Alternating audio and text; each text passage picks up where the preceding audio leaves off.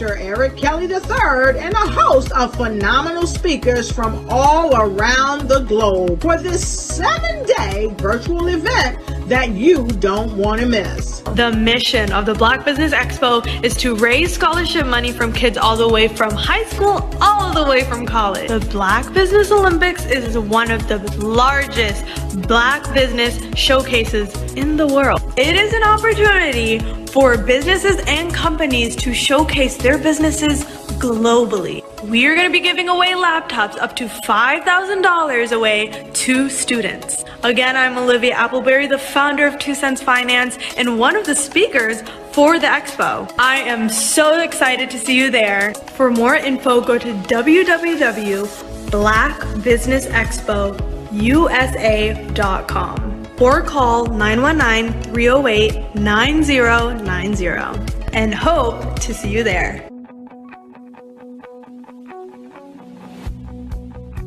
I am Black Business. From the moment I wake until the time I sleep. Yes, I am Black Business. I am Black Business.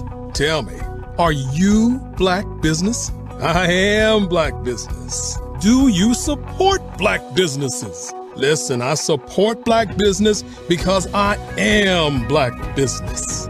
Black Business Expo, one of the largest business showcases in the history of Black business in the world.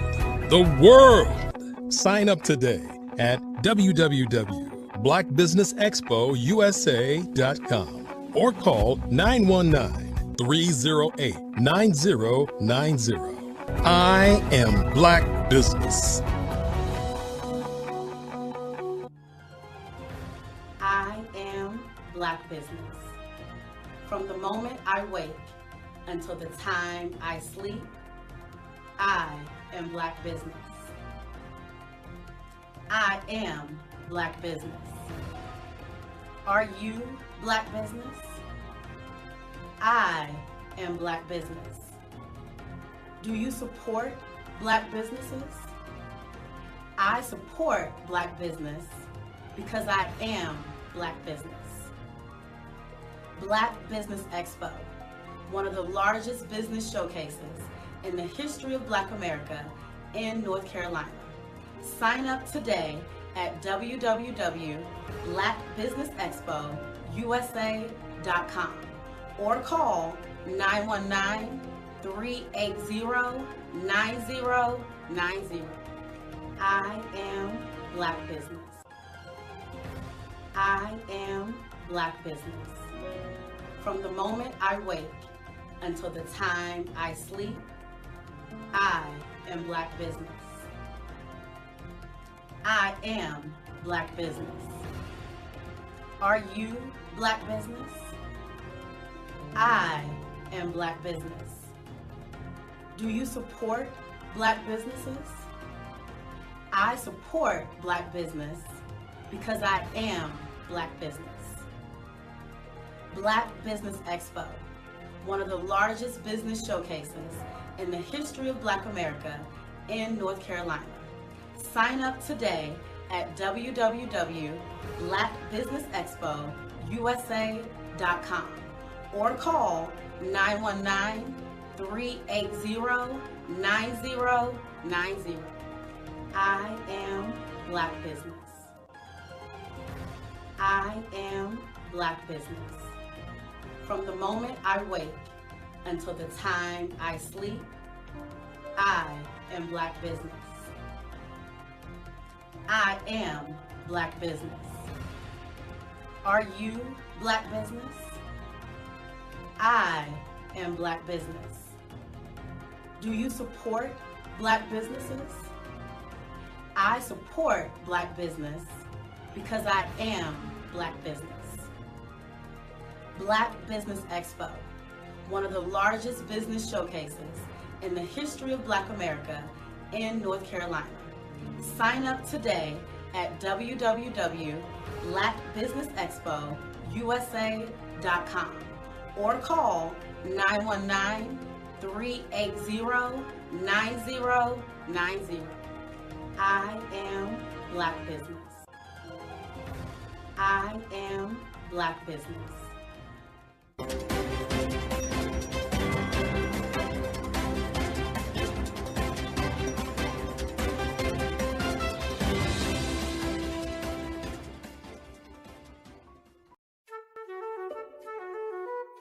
This is Dr. Arnold T. Petsworth. He's the owner of Petsworth Vet World, a veterinary clinic in Hopton, Connecticut. His patients include dog, cat, frog, fish, Goldie? dog, and this alpaca. Due to doctor-patient confidentiality, we can't tell you their names. Business at Vet World was steady, and then quarantine hit. Neighbors brought new four-legged friends into their homes. Bunnies. Bunnies everywhere. Dr. Petsworth welcomed these new patients with open arms. The only problem? There were more appointments than he could manage.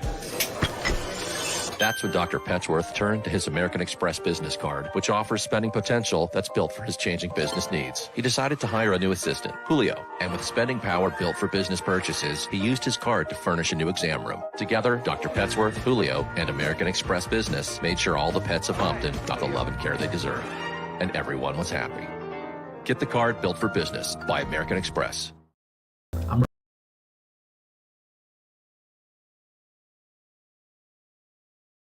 I'm Ramon.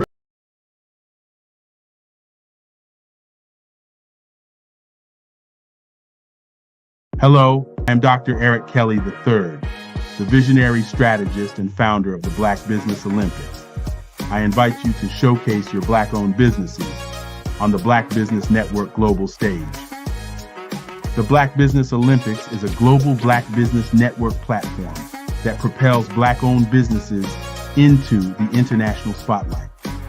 By showcasing your business on the Black Business Olympics platform, you can reach a worldwide audience of potential customers, partners, and investors. You can also establish yourself as a thought leader and expert in your field, attract lucrative partnerships, and more speaking engagements. In addition, the Black Business Olympics platform provides a valuable opportunity to connect and collaborate with like-minded entrepreneurs and business professionals from around the world. This can lead to new business opportunities, ideas, and relationships. Finally, by sharing your story and expertise on the Black Business Olympics platform, you can inspire and empower others. This is a powerful way to make a positive impact on the world and leave a lasting legacy.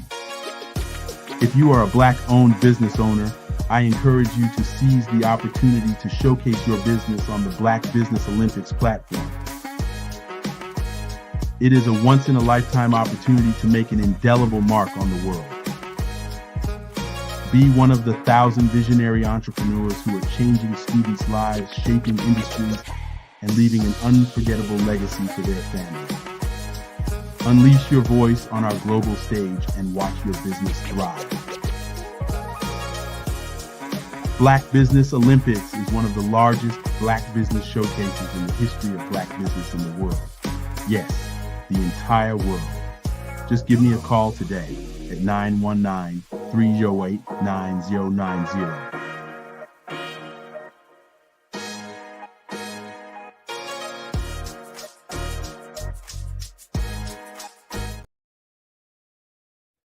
Hey everyone, it's Grant McGaw.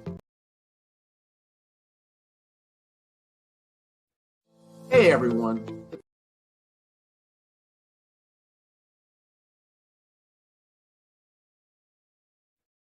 Hey everyone, it's Grant McGaw, CEO CEO of 5-Star BDM and host of the award-winning Follow the Brand podcast and TV series, where I help you to build a 5-star brand that people will follow. My genius is personal brand development through intelligent communication and helping you achieve your business and career goals. I am a requested speaker on digital technology and brand development issues. I want to work with you to increase the value of your current opportunities while attracting new ones. Every one of you is unique, and we all share challenges that can be addressed through smart branding. As a super connector, I work with you as an executive coach to guide you along the complicated business and career development road, providing the enhancement tools and information you need to succeed. Together, I will help you succeed in today's challenging business climate. I will evaluate and measure your progress. Best of all, I am right alongside you every step of the way. Build the brand called you. Genius is coming.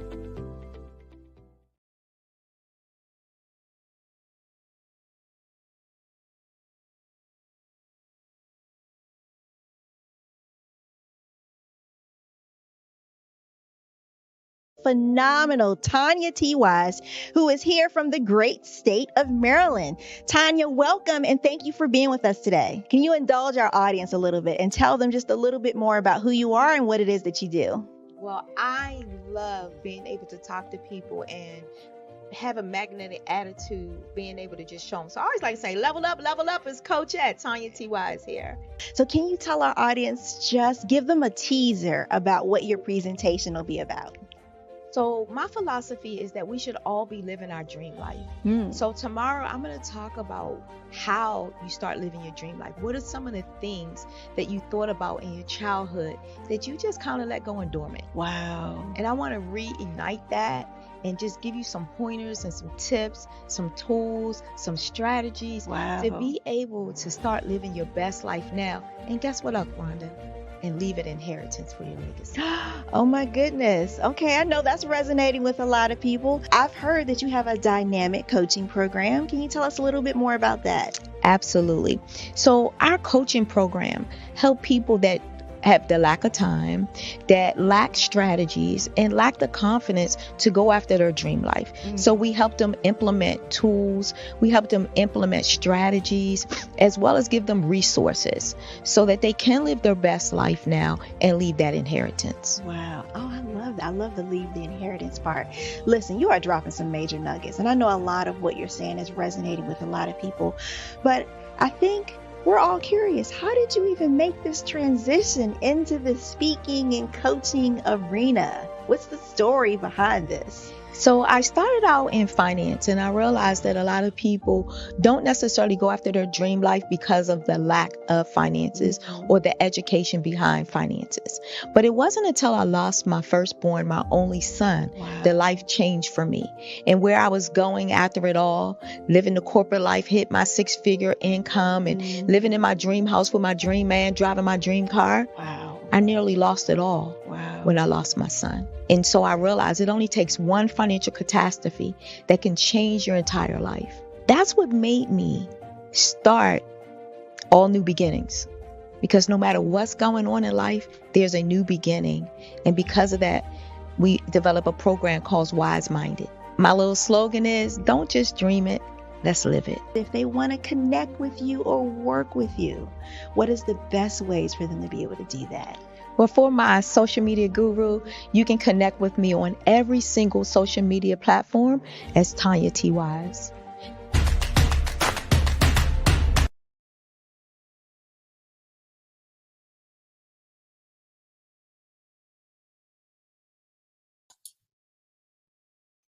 Hi, I'm Barbara Smith. Genius is common.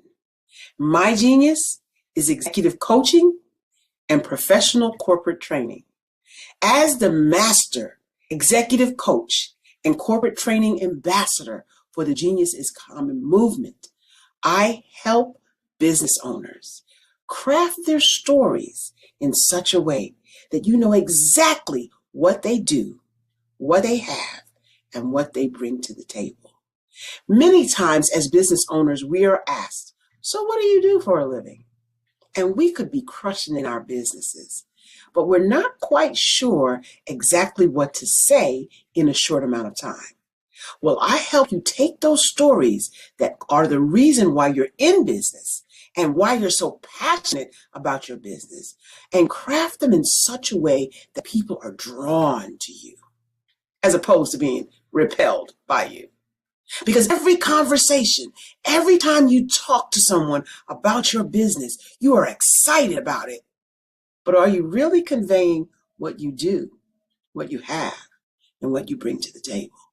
And do really people understand why you care so much and why they should care that you have the solution to their problem? Well, I'm here to help you with that. As a master storyteller, I can help you with your stories and spin them in such a way that they are intriguing and fascinating. People want to listen to you talk about your business. That's why at the Genius is Common movement, I am the master executive coach and professional training ambassador. That's my genius. And genius, oh yeah, it's common. I was born in a little village on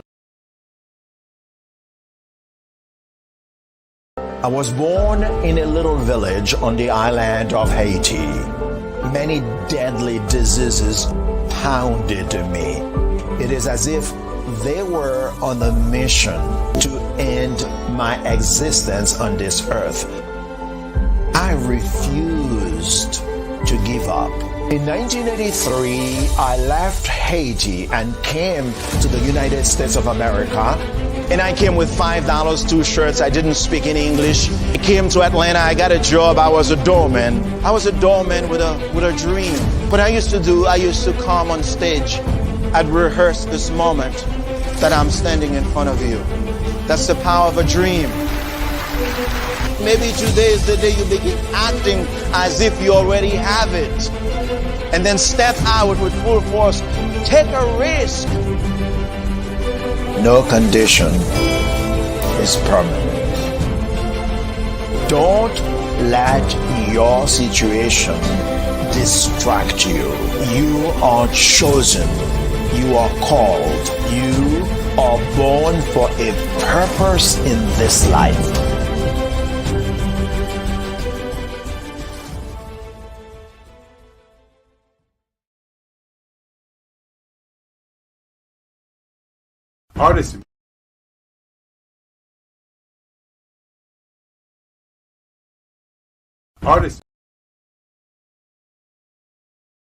Artist to me is a creative expression of something from nothing.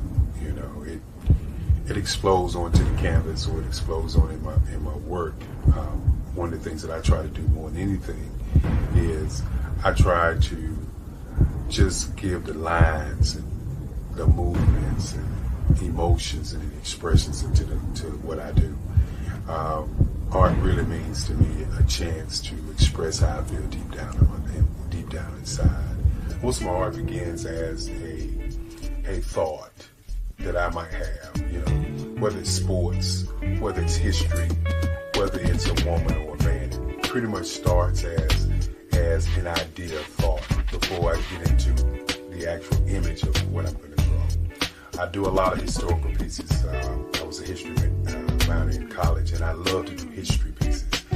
And a lot of times I'm thinking about history, and then I try to make that history impact you as you look at it. That's one of the reasons I do pictures so large. You know, people ask me, why do I do pictures so big?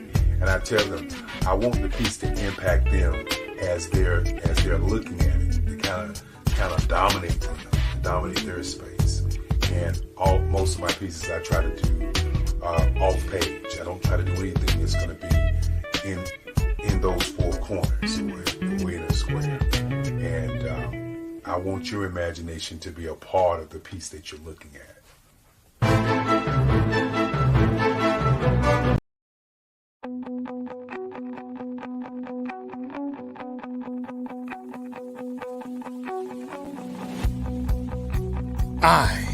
am Black business. From the moment I wake until the time I sleep. Yes, I am Black business. I am Black business.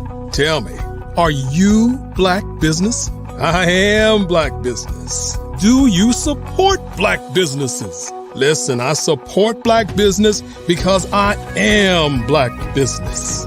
Black Business Expo, one of the largest business showcases in the history of Black business in the world. The world. Sign up today at www.blackbusinessexpousa.com or call 919-308-9090. I am Black business.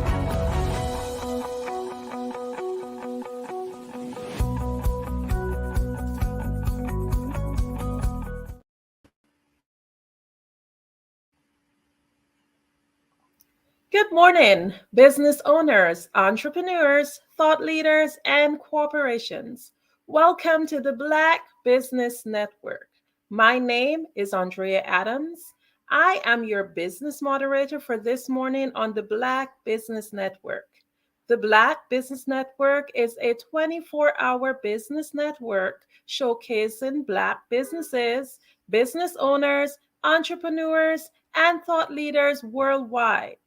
We have speakers from North Carolina, London, Singapore, Africa, Japan, and cities all over the United States. The Black Business Network is a global community sharing its business knowledge to empower, inspire, and educate businesses about business. Our first speaker for this morning is Dr. Michelle Boone Thornton. Dr. Thornton has championed education from kindergarten through college, following her parents' footsteps, who were both educators, City of Newport News father, and Virginia State School of the Deaf and Blind mother. She thoroughly enjoys teaching and is grateful for the opportunity to help students of all ages discover their purpose, uncover their gifts and talents, and expand their world view. Dr. Boone Thornton believes that learning is a reciprocal process that creates a natural, interactive exchange of ideas, visions, and creativity. It is my pleasure to introduce to you this morning Dr. Michelle Boone Thornton. Thank you so much, Andrea, for that introduction. And I'm just glad to be here today. Genius is coming, and I'll see you on the other side. Thank you so much. Well, I want to talk about emotional wellness because this is Emotional Wellness Month, October, and there's so many things that are going on in our environments that really impact our emotional wellness. But one of the things that I do on my platform as a speaker is talk about how to transition your reality by removing the mask. And so everybody's like, the mask? What do you mean? Well, I have developed a workbook and actually a series of books. But I did the workbook first because I felt like this was a crucial step towards removing the mask. You know, we bury so many of our emotions. You know, we think we put them out of our mind. We're just not thinking about them, but they're still there. In fact, the other stressors that we go through throughout the day compound what's already being buried. So the transformation that I take people through in my workshops and my seminars, you know, kind of helps them come from under those layers and improve their emotional wellness, which also improves your mental health and your physical health. It also helps you declutter and remove negative voices. You know, we're in such a critical world, such a critical environment that, you know, we do it to ourselves. The first thing we start thinking about is what we don't have, what we need, you know, how we're going to fail in some kind of way. And then society has a way of saying, yeah, you were right. We're constantly being distracted. Our attentions are constantly being pulled in this direction, that direction. I mean, you can go to bed at night, you know, you've gone through your day, you're getting your rest, but as soon as you wake up, that cell phone starts, those text messages come in, the emails come in, and social media, and you start seeing all the destruction or destruction patterns around us. So one of the things I help people do is help remove the self-imposed stress. Yes, we put stress on us. We don't automatically wake up and say, hey, how much stress am I going to put on myself today? But it happens. So the workbook helps us do the work in preparation so that we can transform and begin to receive the signals that are healthy in our minds and move forward from there. The lessons that I have in the workbook are really scenarios that kind of make you think about what's going on in your life and, prompt you to face what it is that you're burying. Is it doubt? Is it shame, guilt, abandonment, betrayal? Things that kind of just lock you in to a way of thinking. No matter how bright you try to make your day, those things are still there because you've buried them. They haven't gone anywhere. And they're really what feeds your mind, that keeps that negative persona going over and over and over again. Basically, you're re-traumatizing yourself. So those are the things that we want to focus on. Those are the things we want to help you remove and address.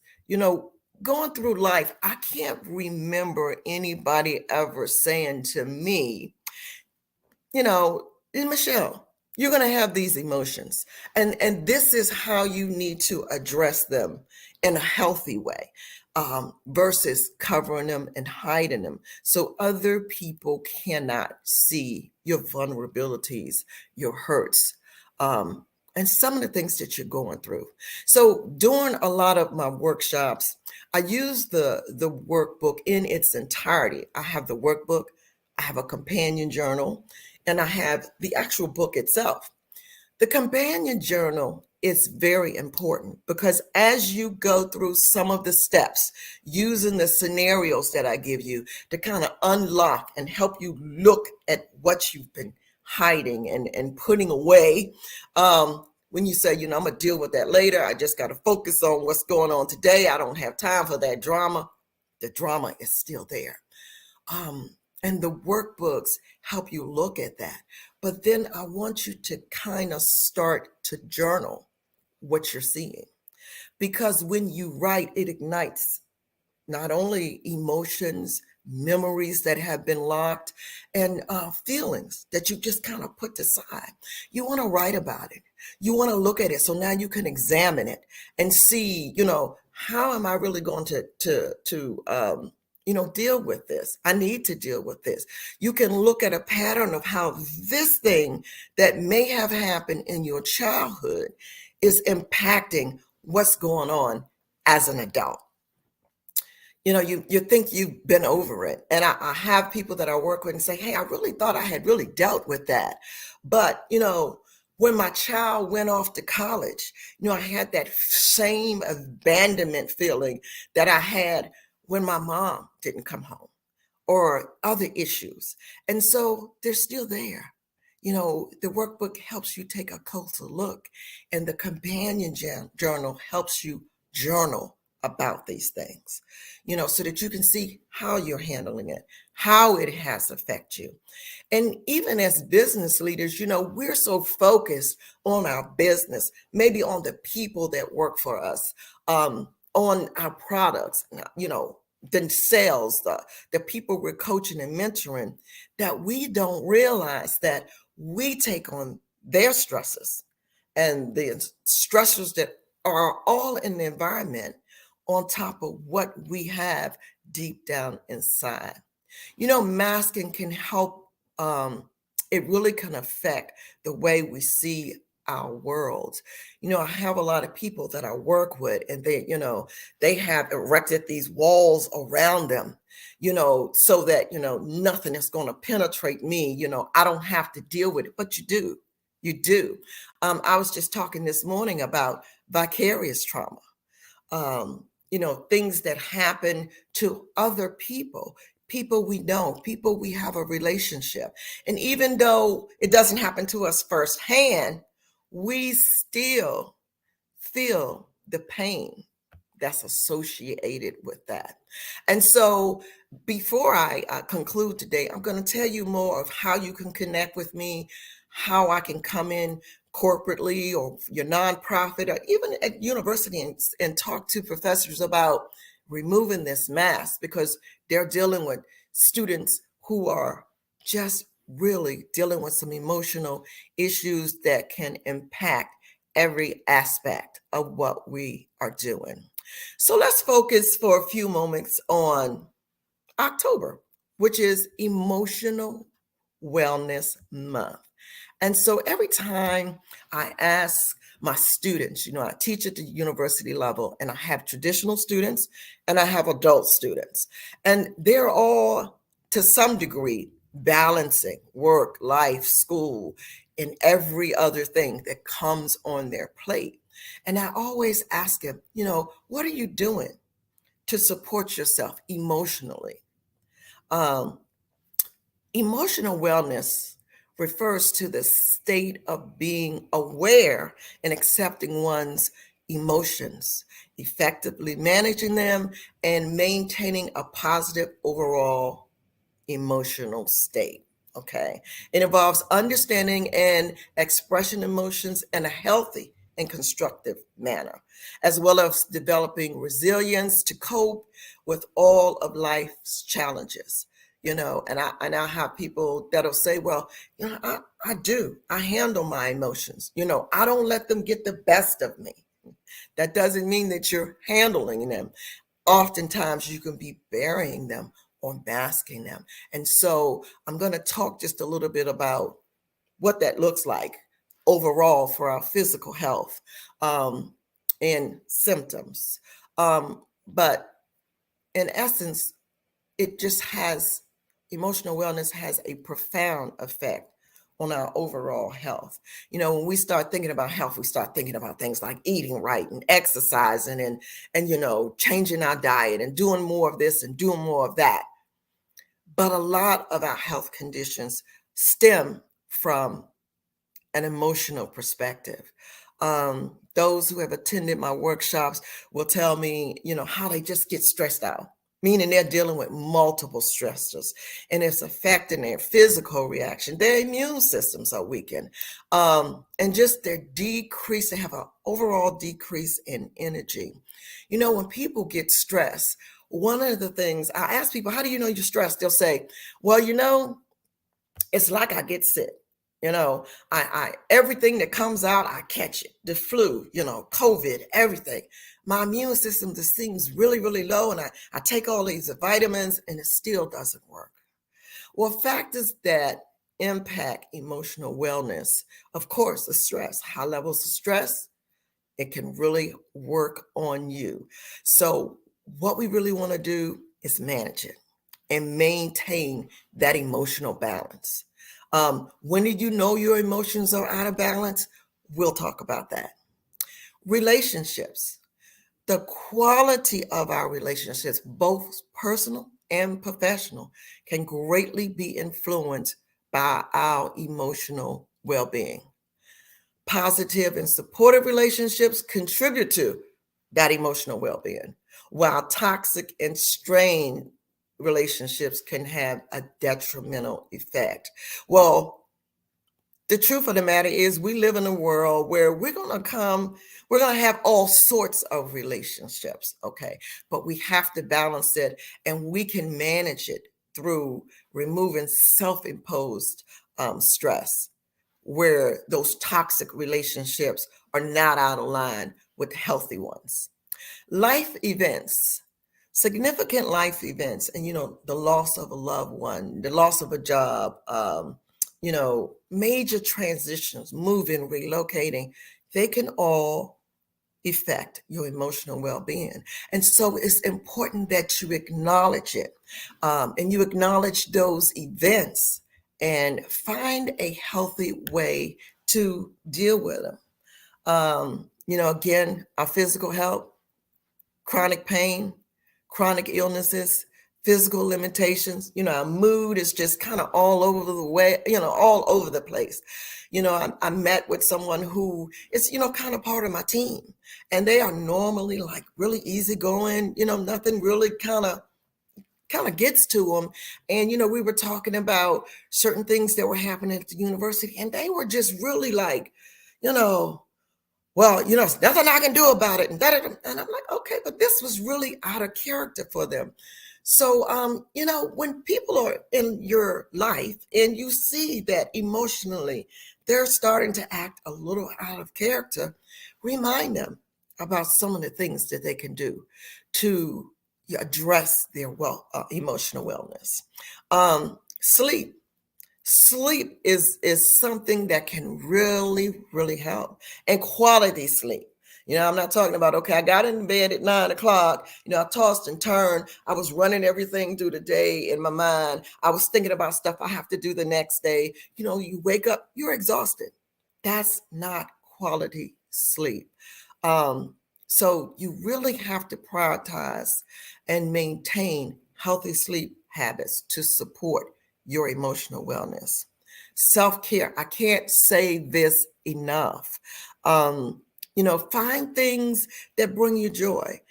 Practice self-compassion. Setting boundaries can contribute to your emotional wellness. When you just let people, in that really have no business, in your personal space. And it's, setting boundaries means you have to cut off limits, make limits. Like when you go to work and you come home, there should be a limit to what you do once you cross that threshold to your house. You shouldn't still be taking calls. You shouldn't still be doing work. You have to set those boundaries. Technology makes it so that people have access to us 24/7. They really do. So make sure you set limits. You turn off your phone. You turn off your computer. You let people know, hey, if you want to contact me, do it between this time and this time, 9 to 5 or whatever. If something happens, fine, you can email me, but know that I will be responding to that. The next morning when I arrive at work, you have to set these boundaries for yourself. And also think about your environment. That really plays on your state of being. Places that are very noisy and loud, places that have a lot of clutter, and you want to just set that mood for yourself. Go outside, take a walk, just come, just clean. I find when I clean and I can sit and, there's not stuff all over my desk, even though that's how I work and a lot of people do. But when I clear that desk and I sit back and I just get me a book where I can just read and reflect, it just changes my atmosphere. And then remember trauma. We are in the aftermath of trauma that we experienced from COVID. A lot of that we never got a chance to deal with. We never got closure. And so we just kind of buried it because a lot of loss and grief and death was happening so fast that to sit down and really think about or try to deal with that, it was too much. So it was buried. And then, once COVID was over, many of us thought, hey, we're going to go back to normal but there was no normal. And we had to realize this new normal, which put us in another state. And so we have to deal with that on top of trauma from experiences that are going on right now. War and death and destruction and losses. around us. And when this trauma gets to be too much, we've got to recognize that. When we are managing our emotions, we recognize that, something's off, something's not right. If physically we know we need to focus more on wellness because the clothes are getting tight, the scale is going in the wrong direction. Maybe we're checking our blood pressure and our A1C, that's going up.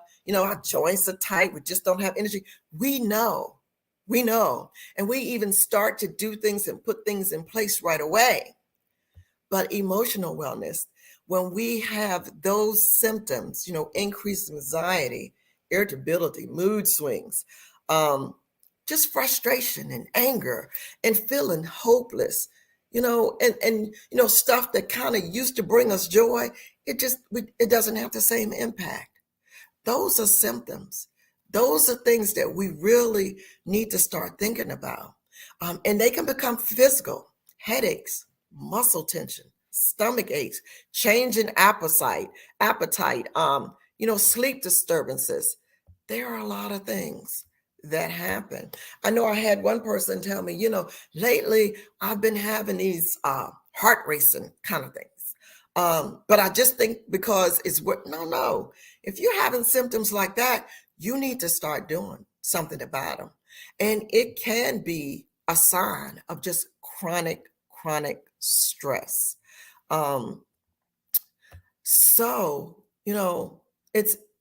We got to do something. We got to make some changes.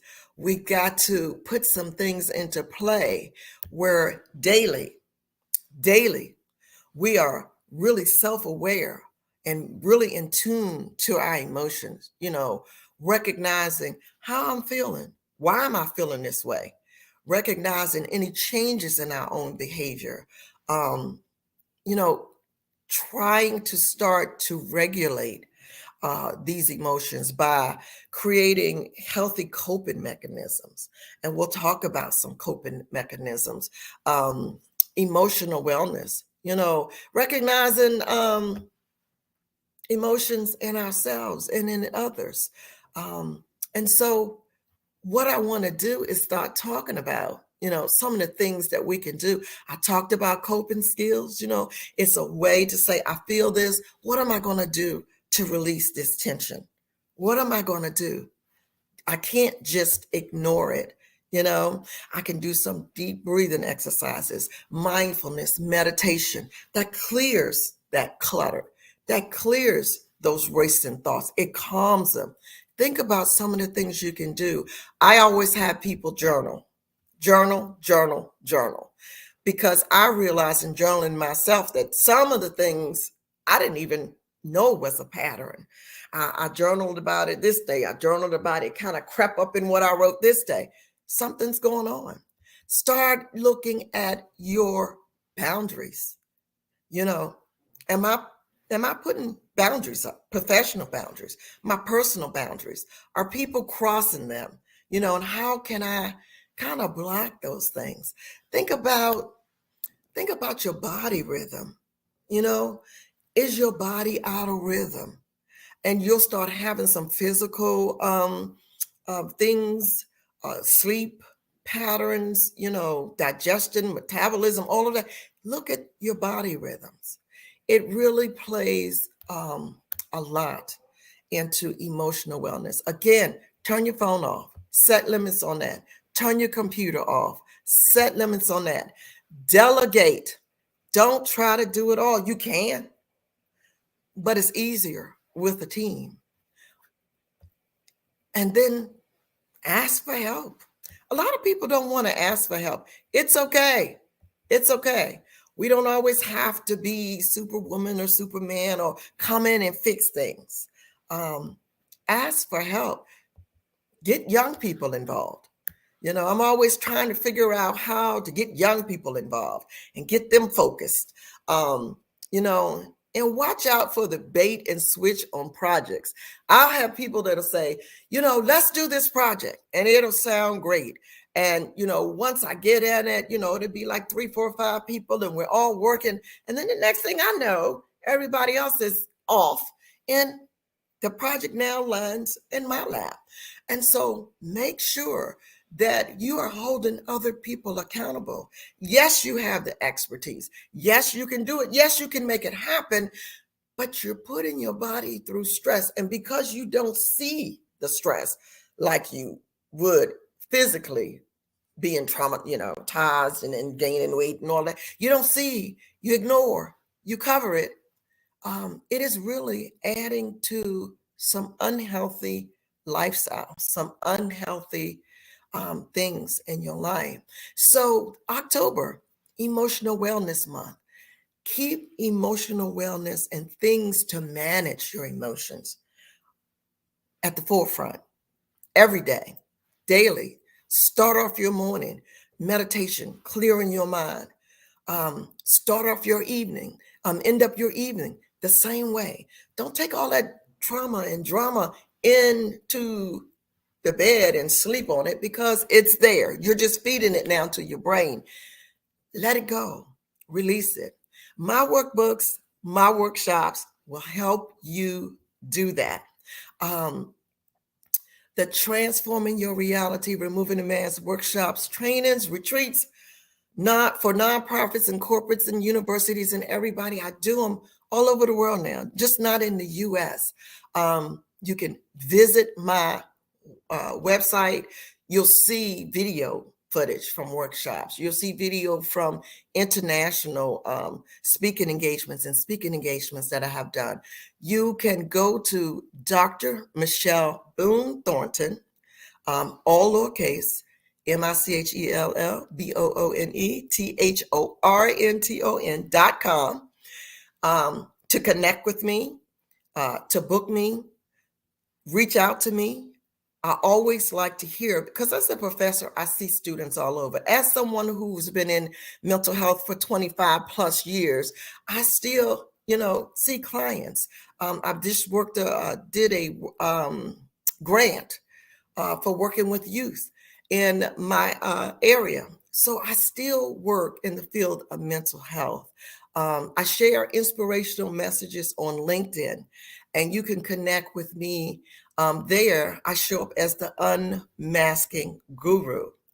And most importantly, the tools that I use. You can order my workbook, my companion journal off of Amazon.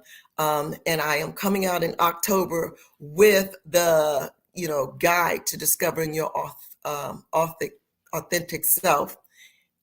This month, you'll see more about it. We will launch that book at the Global Chamber Transformational Writing Conference in Puerto Rico, December 7th through the 10th. And so for more information there, you can go to the transformationalwritersconference.com and find out more about that. But I have just totally enjoyed being here talking to you today. And I want you to really put your emotional health and wellness first. Make it a priority. I know people who they tell me, Dr. Boone Thornton, I walk every day. I exercise every day. I really try to eat right. Maybe not all 3 meals, but I really try to eat right. But I want you, from the emotional standpoint, to start using some of your coping skills.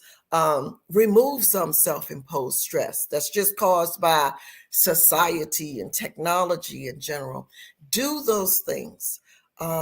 Start looking at how you feel at the end of the day and address it and take action. Thank you so much.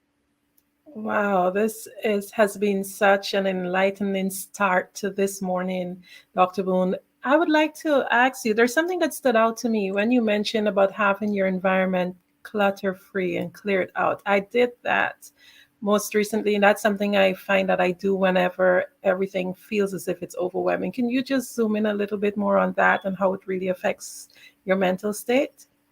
Absolutely. One of the things that we have to get rid of is distractions. And when the environment is cluttered, that's part of the distraction. There's things that distract us and keep us from focusing all throughout the day. But when you come home or when you're in a place where you need to focus, you want that to be decluttered so that your mind can focus on whatever topic or whatever it is you're doing, and not the fact that, these books over here really need to be put up, and, I really need to go through this pile, because they're piles of work.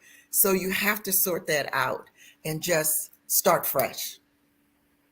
Amazing. I know it's easier said than done. Many of us, we fight a really big mental battle. Can you just tell us, like, what steps or what are the first steps a person should take in order to get things on track and put themselves into that frame of mind that they need to be able to succeed? Absolutely. I like how you say frame of mind, because it is a frame of mind. If we start thinking about all of the things that come against us emotionally, that add to stress throughout the day, then it'll put us in a frame of mind that we need to be addressing that every day, all day. And it is difficult because so many things can overwhelm us. We don't have a lot of time. And so we're working stuff in. But this is the first thing that we need to address. So little small things, even if it's just taking a moment of quiet, silence, just to quiet your mind and calm yourself. Start there, and then you can work up from there, adding more things so that you're doing 30 minutes and an hour, outdoors, indoors. Find those places of calm for you. Thank you. Can you tell us if there's any correlation between your thoughts and your mind and your health in terms of your physical health, not just your mental? Absolutely. We've always been told to think good thoughts. You don't want to start out the day negative. But what happens when we bury the negative emotions, they're still there. They're still clouding those good thoughts that we are having. And so mentally, we have to, a lot of people do self-talk, that's great. But mentally, we have to understand that the negativity is there and that we need to address that first. First thing in the morning, last thing in the evening, because it just piles on us all day. And so that will just give us a release. I work with a lot of people and they say, I just feel, like I've gotten a restart when I do that. And so I want you to do what you can to restart your thoughts every day, to reframe and restart. Okay, just one more question before we wrap up. What do you think is the source of the negative thoughts? What is the source of it? It's just our environment, Andrea. You can turn on the TV and there's war and there's death and there's destruction. You can go into the grocery store and bread is $8 and eggs are $7. And, when you start thinking about, how am I going to get to work? How am I going to feed my kids? Gas is, $8, $9. It's all over. It's everywhere. That's the source.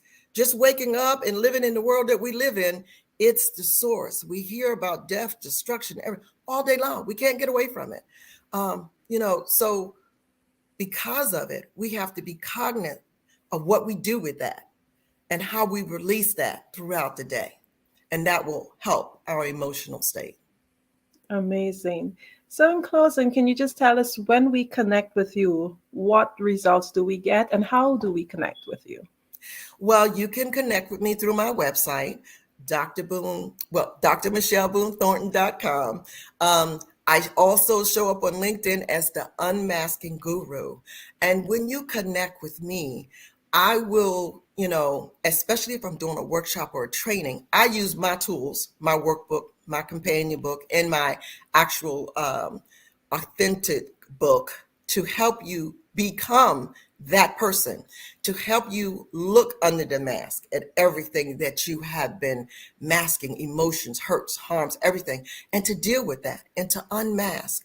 And so, the sooner we start doing it, the better, because there's just so much going on in our environments every day that we cannot continue the way that we are, taking in the level of stress and pressure that we're presently working under. Thank you so much for embracing us with this great start, this great information. You are welcome. Genius is common, and I'll see you on the other side.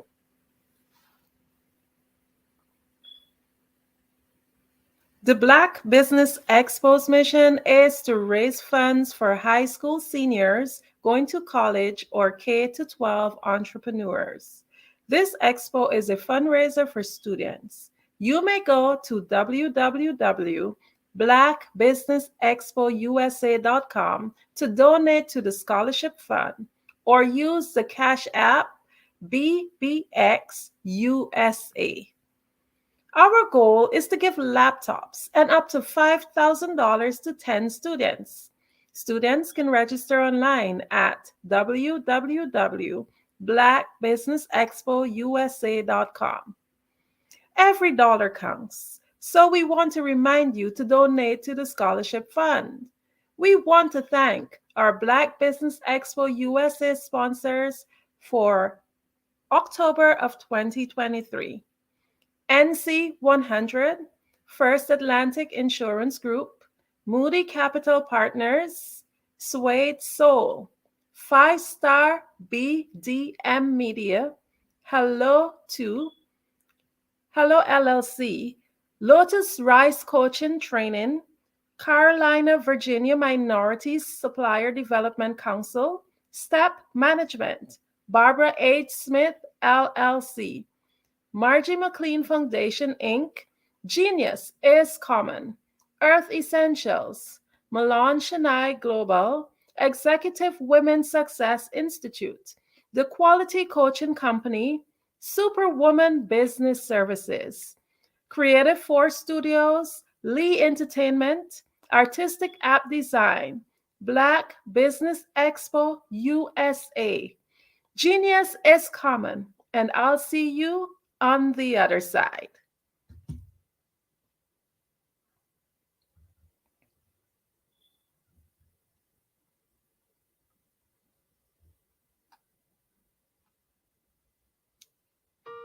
Hello, this is Israel, and I am CEO of Daydreams Interactive and author of Princess Planet. So, genius is common, and as a kid, I loved to daydream. Even as an adult, I loved to daydream. And when my daughter became 6 and loved princess characters, but we just could not find the diversity that showed her, we created our own characters. So, for instance, you have Princess Nulu right here. Princess Nulu is from Uganda, and her genius is that she loves to take care of animals. She can actually even listen and hear what they say. And then we have Princess Isabella right here. Princess Isabella, she's from Cuba, and her genius is biochemistry. One day she hopes to eliminate disease. Then we have Princess Nia right here. And Princess Nia is based off of my daughter, and she is what she wants to be, the greatest dancer alive. So that's her genius. So what's your genius? My genius is my imagination. Genius is common.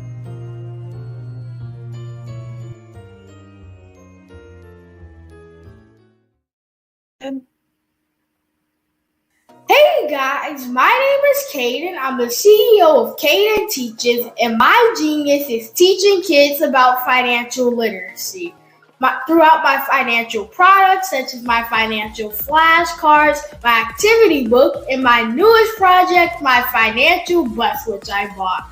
And on the bus, it has a mock bank where kids will learn how to deposit and withdraw money, a mock grocery store where kids will be able to learn how to have a family budget, and a mock stock exchange where kids will even be able to learn how to invest in stocks.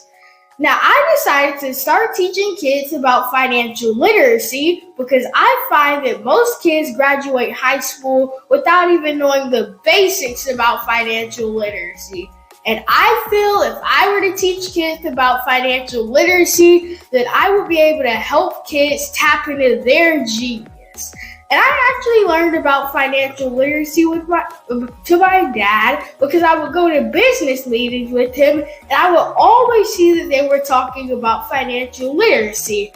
And at that point, I didn't understand what financial literacy was. So I took it upon myself to learn about financial literacy and teach it to kids in a way that they could understand.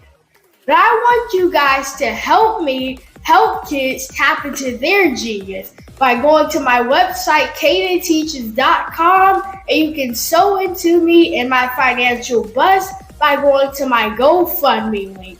And remember, if Caden can, you can too, because genius is common.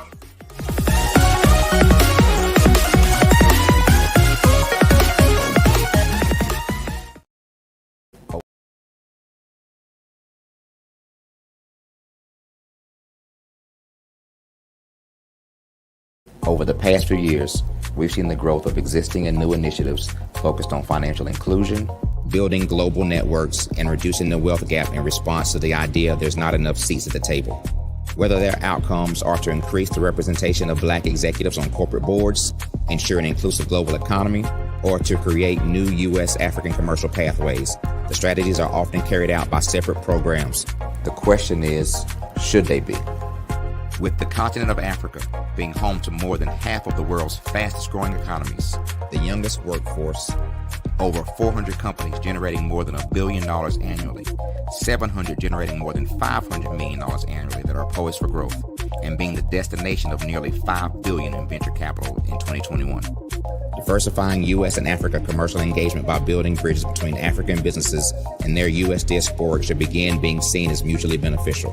From helping to reduce Africa's enormous capital gap to catalyzing two-way trade opportunities, the COVID-19 global pandemic hopefully has taught us that global challenges and opportunities are more interconnected than we thought. During the pandemic, African companies like Unicorn Flutterwave, insurance provider Reliance Health, ride-hailing app Yasir, and 54Gene, the continent's first bank of DNA on people of African descent, proved that when African companies have access to networks, capital, and information, they grow big, grow fast, and create solutions that are valuable to the world. This is why BDirect was created. We are the first U.S.-based but African-centric board preparedness and board search company designed to connect U.S. Black talent and corporations to African businesses. Unique and fundamental to BDirect's success is our process of helping board candidates adapt their experience and networks to an African context before they're connected to high-growth companies that are looking to locally and globally scale. From our focus groups with African business execs and government leaders, we don't ignore the sentiment that business is easy, but people are hard. Having a pool of board candidates with hard-to-access networks and extensive experience across the business life cycle, including successfully raising capital, is table stakes for an initiative like this. So yes, we have that. But corporate or entrepreneurial success in the U.S. does not guarantee success in Africa. Developed alongside industry partners on the continent, our training program, BDirect Prep, is designed to transpose their experience to create cultural comfort, understanding, and a commitment to helping businesses in Africa scale. Our board governance sessions are African, continental, and country-specific, integrated with cultural awareness and dexterity training, masterclasses led by African industry execs, and mentoring and coaching from African continental-based facilitators. But even more unique to BDirect Prep, we cap off our training program with an immersion trip to help candidates that have not been to Africa before see and feel Africa's complexity and opportunity from African soil. We all know traditional network-based board placement has historically left a lot of us out of ever really being in the paid board pipeline. Our strategy supports the work of many great organizations that are successfully filling seats at U.S. board tables by creating more tables for those that are still left on the sideline. It's time to start seeing the role and value of U.S. Black talent and businesses on the continent of Africa differently. Old perceptions and habits limit economic inclusion. Let's transition Black talent and the African businesses they will support from the periphery of the global economy to its core. Living in a global lockdown, we all know now how fast local and global economies can change, and see the value of having businesses that hire, strengthen local value chains, and even grow globally. Status quo in any form holds back progress. We must democratize U.S.-Africa commercial engagement by socially and economically connecting cultures that have long been disconnected.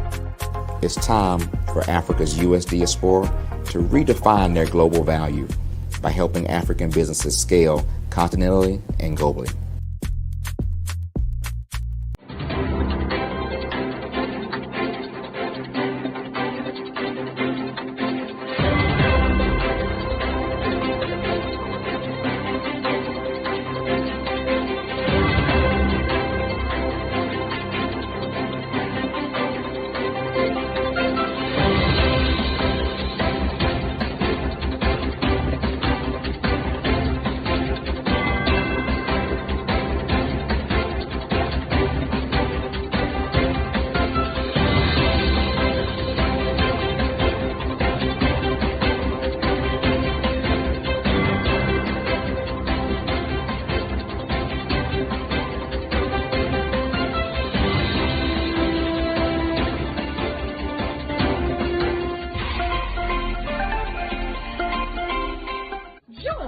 Dr. Eric Kelly III and a host of phenomenal speakers from all around the globe for this 7-day virtual event that you don't want to miss. The mission of the Black Business Expo is to raise scholarship money from kids all the way from high school, all the way from college. The Black Business Olympics is one of the largest Black business showcases in the world. It is an opportunity for businesses and companies to showcase their businesses globally. We are going to be giving away laptops up to $5,000 away to students.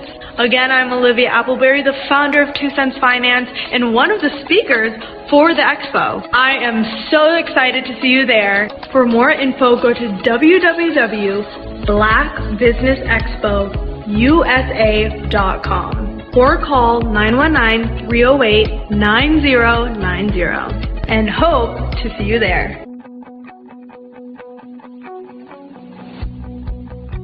I am Black Business. From the moment I wake until the time I sleep. Yes, I am Black Business. I am Black Business. Tell me, are you Black Business? I am Black Business. Do you support Black businesses? Listen, I support Black business because I am Black Business. Black Business Expo, one of the largest business showcases in the history of Black business in the world. The world! Sign up today at www.blackbusinessexpousa.com or call 919-308-9090. I am Black Business. I am Black Business. From the moment I wake until the time I sleep, I am Black Business. I am Black Business. Are you Black Business? I am Black Business.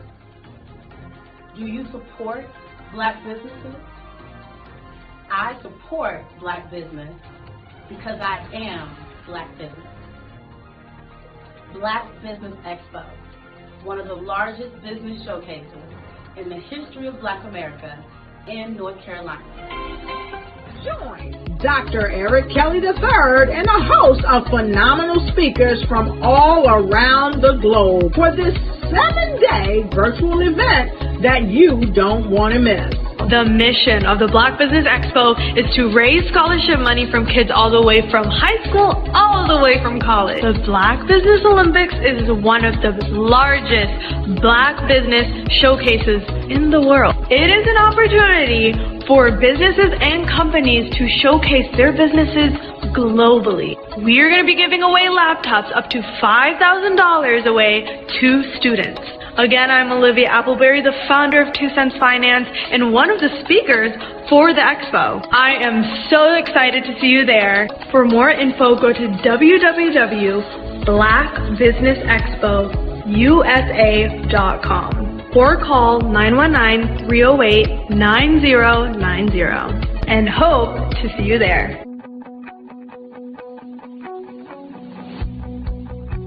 I am Black Business. From the moment I wake until the time I sleep. Yes, I am Black Business. I am Black Business. Tell me, are you Black Business? I am Black Business. Do you support Black businesses?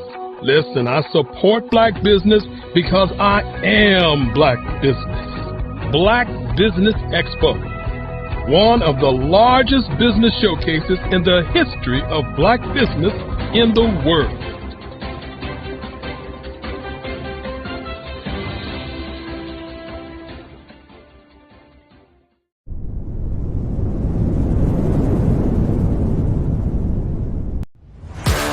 Social media is evolving. It's more vibrant, more colorful, more energetic, and so are you. It's not just photos anymore. It's video, it's audio, it's subscriptions. And now there's Fanbase, a new monetized social network. Fanbase delivers the complete native app experience with full content monetization for every user. No algorithms that shadow ban your engagement or growth, and no ads. Follow anyone for free and subscribe directly to your favorite creators for $4.99 a month. Plus, show some love by tipping on any post. Also, make a Fanbase page and monetize your content the same way. Finally, connect with your followers by posting the amazing content you already create. And now, get paid for it. It's time to energize and monetize, because everyone's a fan of something and everyone has a fan base.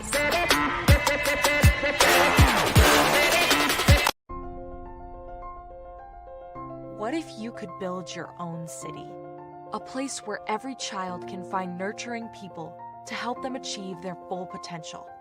A place where every adult can access job training support. Where health education is abundant.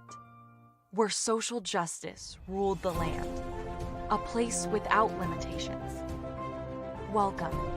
You have arrived at STEM City, USA. It is what every city should be.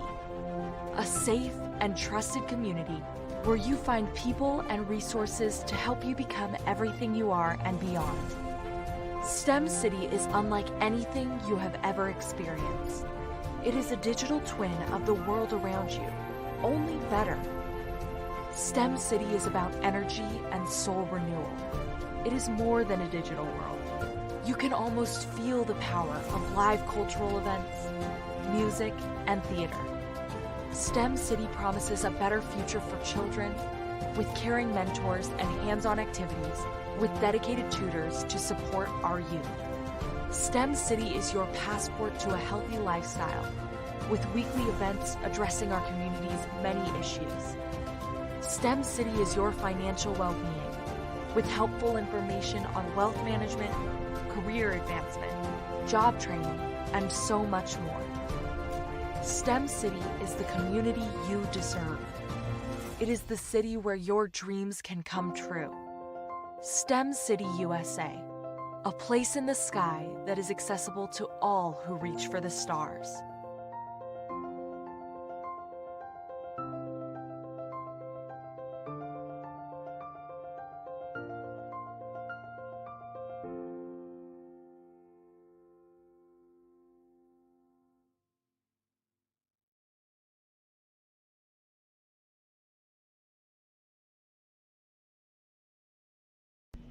Why do I do what I do? You know, my life coach asked me that a few years ago. And she said, Tony, what's your why? And I told her, and she said, girl, you've already accomplished that. Perhaps you need a new why. Hi, Tony Harris, Amy Hoydu with Say It Said Marketing, one of your students. And just wanted to say thank you, Tony Harris, for spending so much time with me and giving me that boost in my business that I so drastically needed.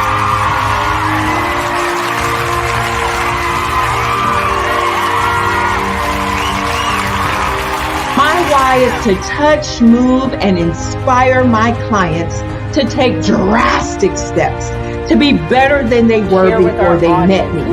I'm a resource. I'm a connector. I want to help people build deeper relationships that are beneficial to their life and business. That's what I do best. So, first thing you got to do is show up. And speaking is a way to magnetically attract your ideal client to you. How many of you use social media that way? Absolutely, and this is how you look to the world. Drastic steps are the steps that are needed to be successful. And my business is drastic denotes a mindset. Getting out of your comfort zone. Doing something that you don't necessarily feel comfortable doing, want to do, but you know it's a necessary step to be successful in your business. I get the most satisfaction when I see my connections flourishing into relationships long after I am gone. Hi, my name is Jasmine Augustine with Media Jasmine, and I've joined several networking and referral groups in the area. And Network in Action Northeast Houston with Tony Harris Taylor is one of the best organizations that I've joined. I love that piece of what I do, and it is what fuels my fire.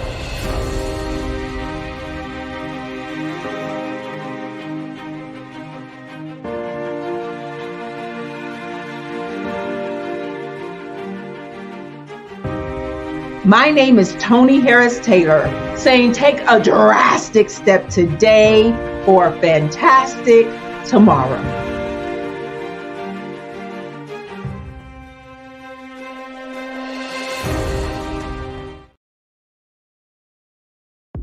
The Black Business Network and Black Business Olympics are essential platforms for Black business owners globally.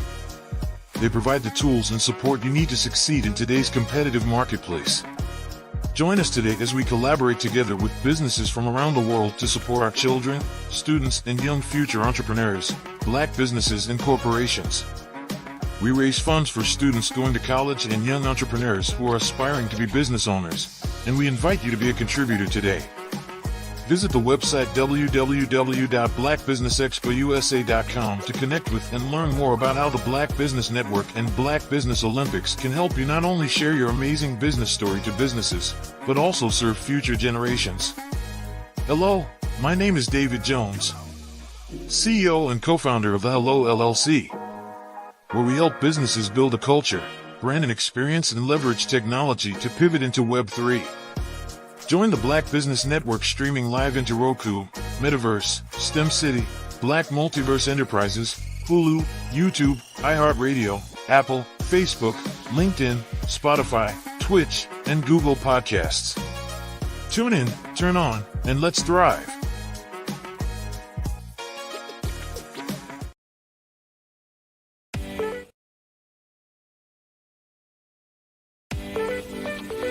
You are in the right place at the right time. The Black Business Network opens again for its Black Business Olympics, a 24/7 broadcast on business, strategies, global branding, social media marketing, finance, advertisement, and much, much more. Featuring the top, most powerful entrepreneurs and speakers and thought leaders from all around the world as they gather together for this phenomenal event. Join the Black Business Network streaming live into the Metaverse, STEM City, USA, Black Multiverse, Pod TV, Roku, Hulu, iHeartRadio, Apple TV, YouTube, TikTok, Instagram, Google Podcasts, Facebook, LinkedIn, IBM TV, Spotify, and Twitch. Tune in today and be a part of this amazing movement. The Black Business Olympics welcomes you.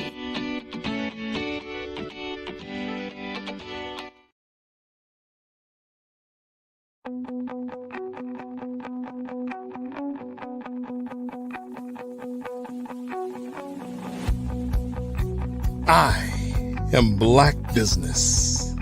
From the moment I wake until the time I sleep. Yes, I am Black business. I am Black business.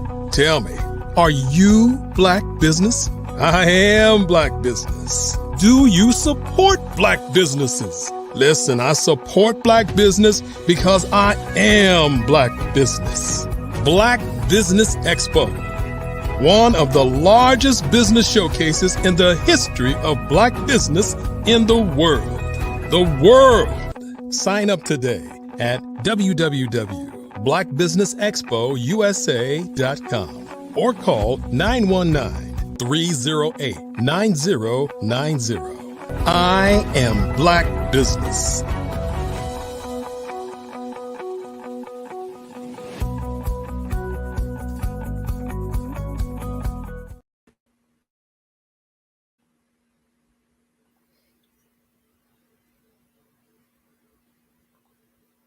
Good morning, business owners, entrepreneurs, thought leaders, and corporations. Welcome to the Black Business Network. My name is Andrea Adams, and I am your business moderator for this morning on the Black Business Network. The Black Business Network is a 24-hour business owners, entrepreneurs, and thought leaders worldwide. We have speakers from North Carolina, London, Singapore, Africa, Japan, and cities all over the United States. The Black Business Network is a global community sharing its business knowledge to empower, inspire, and educate businesses about business. Our next speaker is Robert Chisbordo. With over 20 years of experience in marketing and communications, Robert is a passionate and creative leader who drives brand evolution, content innovation, and organizational communication for diverse clients and teams. As the principal solutionist, CEO of Crescendo International, he delivers exceptional communication solutions that combine visual and result-driven approaches with a focus on human capital management and DEI advocacy. Some of his key achievements include revitalizing employee engagement, leading crisis communication, and building cohesive teams across departments and industries. He has a proven track record of increasing customer satisfaction, media coverage, and social media presence for clients such as FleetCor Technologies, Harlan Clark, and many others. He is always eager to learn new skills, explore new challenges, and collaborate with forward-thinking professionals. I present to you Robert Chisbordo.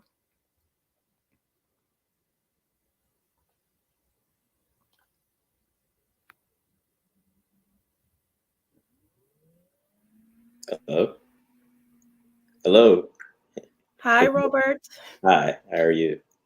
I am doing great this morning. Awesome. I am doing well.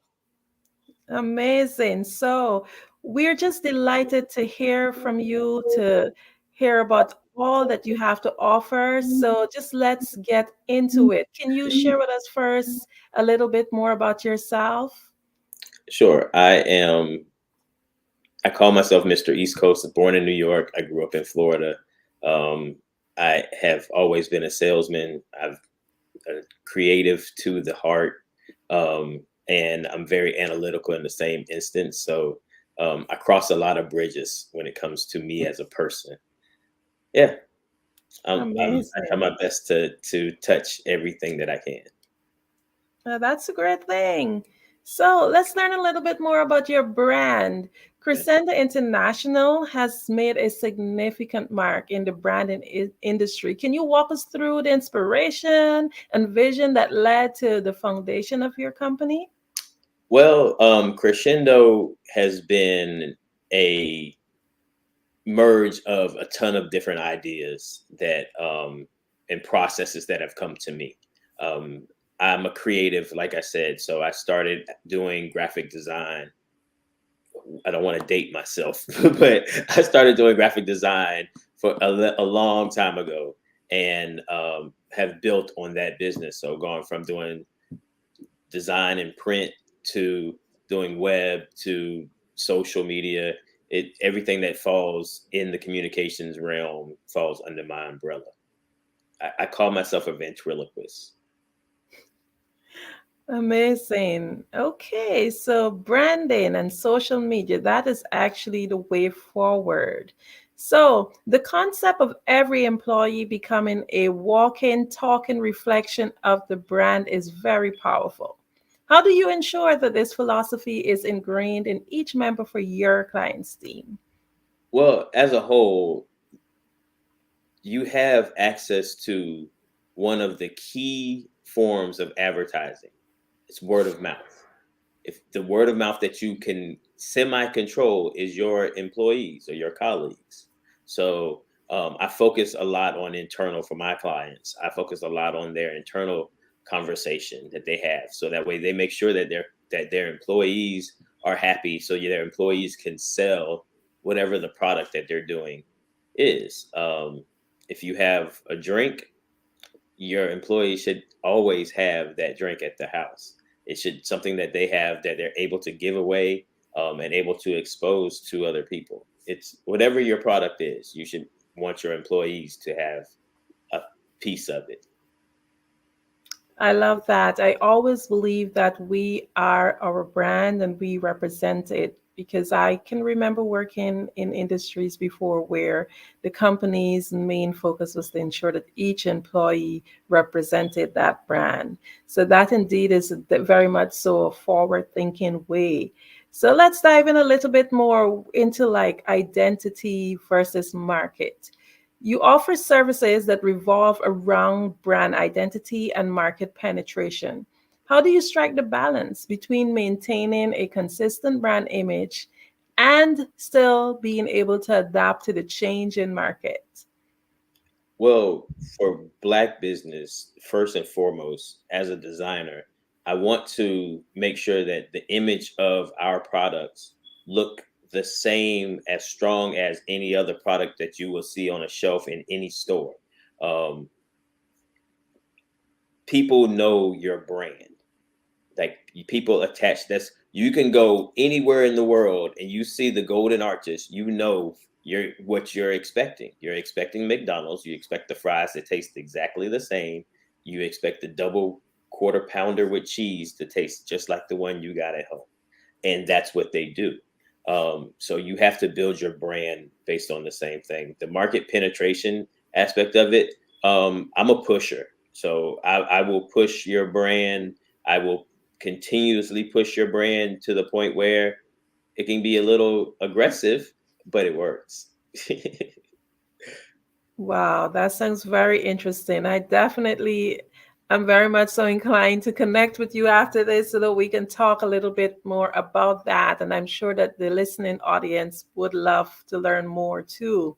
So we talk about identity versus the market. So what about event mastery? Event and production management is like a key service for your company. So how do you believe that events such as product launches and contribute to shaping and elevating a brand's perception in the market? I am an over-the-top guy when it comes to event-based stuff. So I want to blow people's mind away. I am very big on counter positioning, where we take your brand and put it somewhere that it's not expected at all, even mixed into something that has no real need to be there. I love doing that because it gets so much exposure, because people pay so much attention. And that's the whole key, is to draw the attention. When you look at a billboard and you're driving down the highway, you have 7 seconds to capture that message. And now you probably don't have that, because we drive a lot faster. So it's quick. You have to penetrate very fast. I'm glad that you mentioned the 7 seconds, because I actually teach youths the art of public speaking, and that one of the things that I teach them is the importance of that first 7 seconds. It is everything. That's what makes or breaks your brand.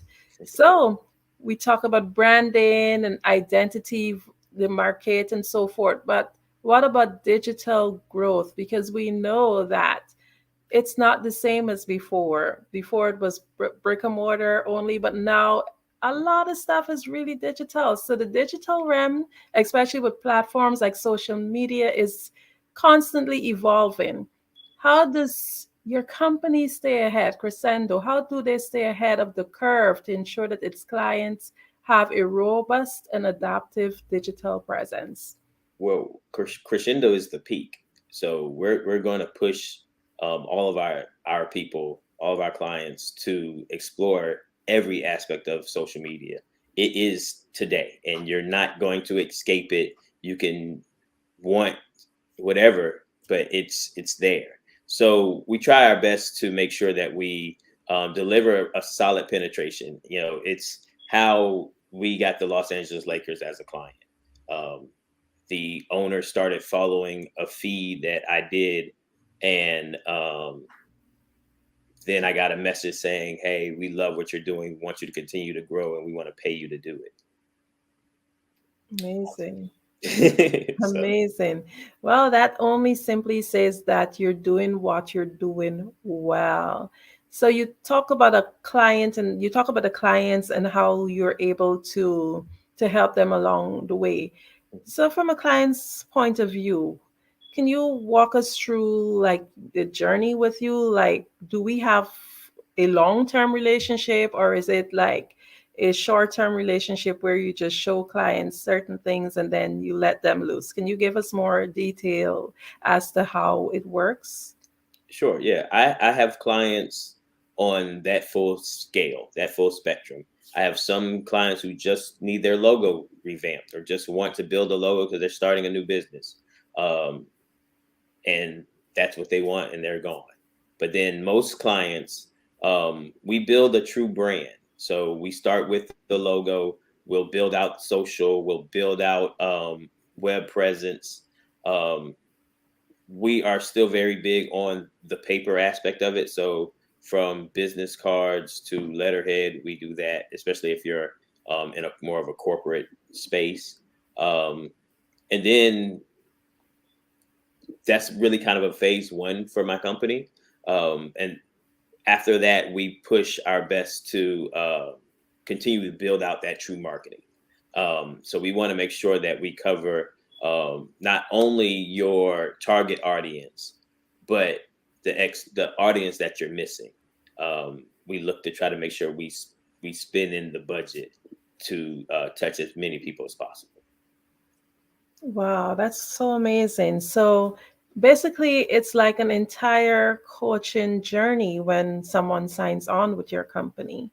Absolutely, because everything won't work. You know, we're very blessed to be able to say that most of the items, most of the way we go with something works, but everything doesn't. You know, you just have to be able to pivot. You have to be able to find a solution. It's where I kind of dubbed the title solutionist, because that's what I do. I'm going to find a solution.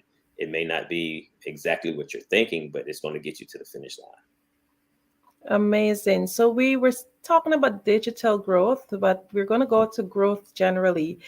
As a new business person, in terms of working with your company, do you have like a specific market that you work with, and do you have like different packages that are available for different businesses, maybe a smaller business versus a mega business?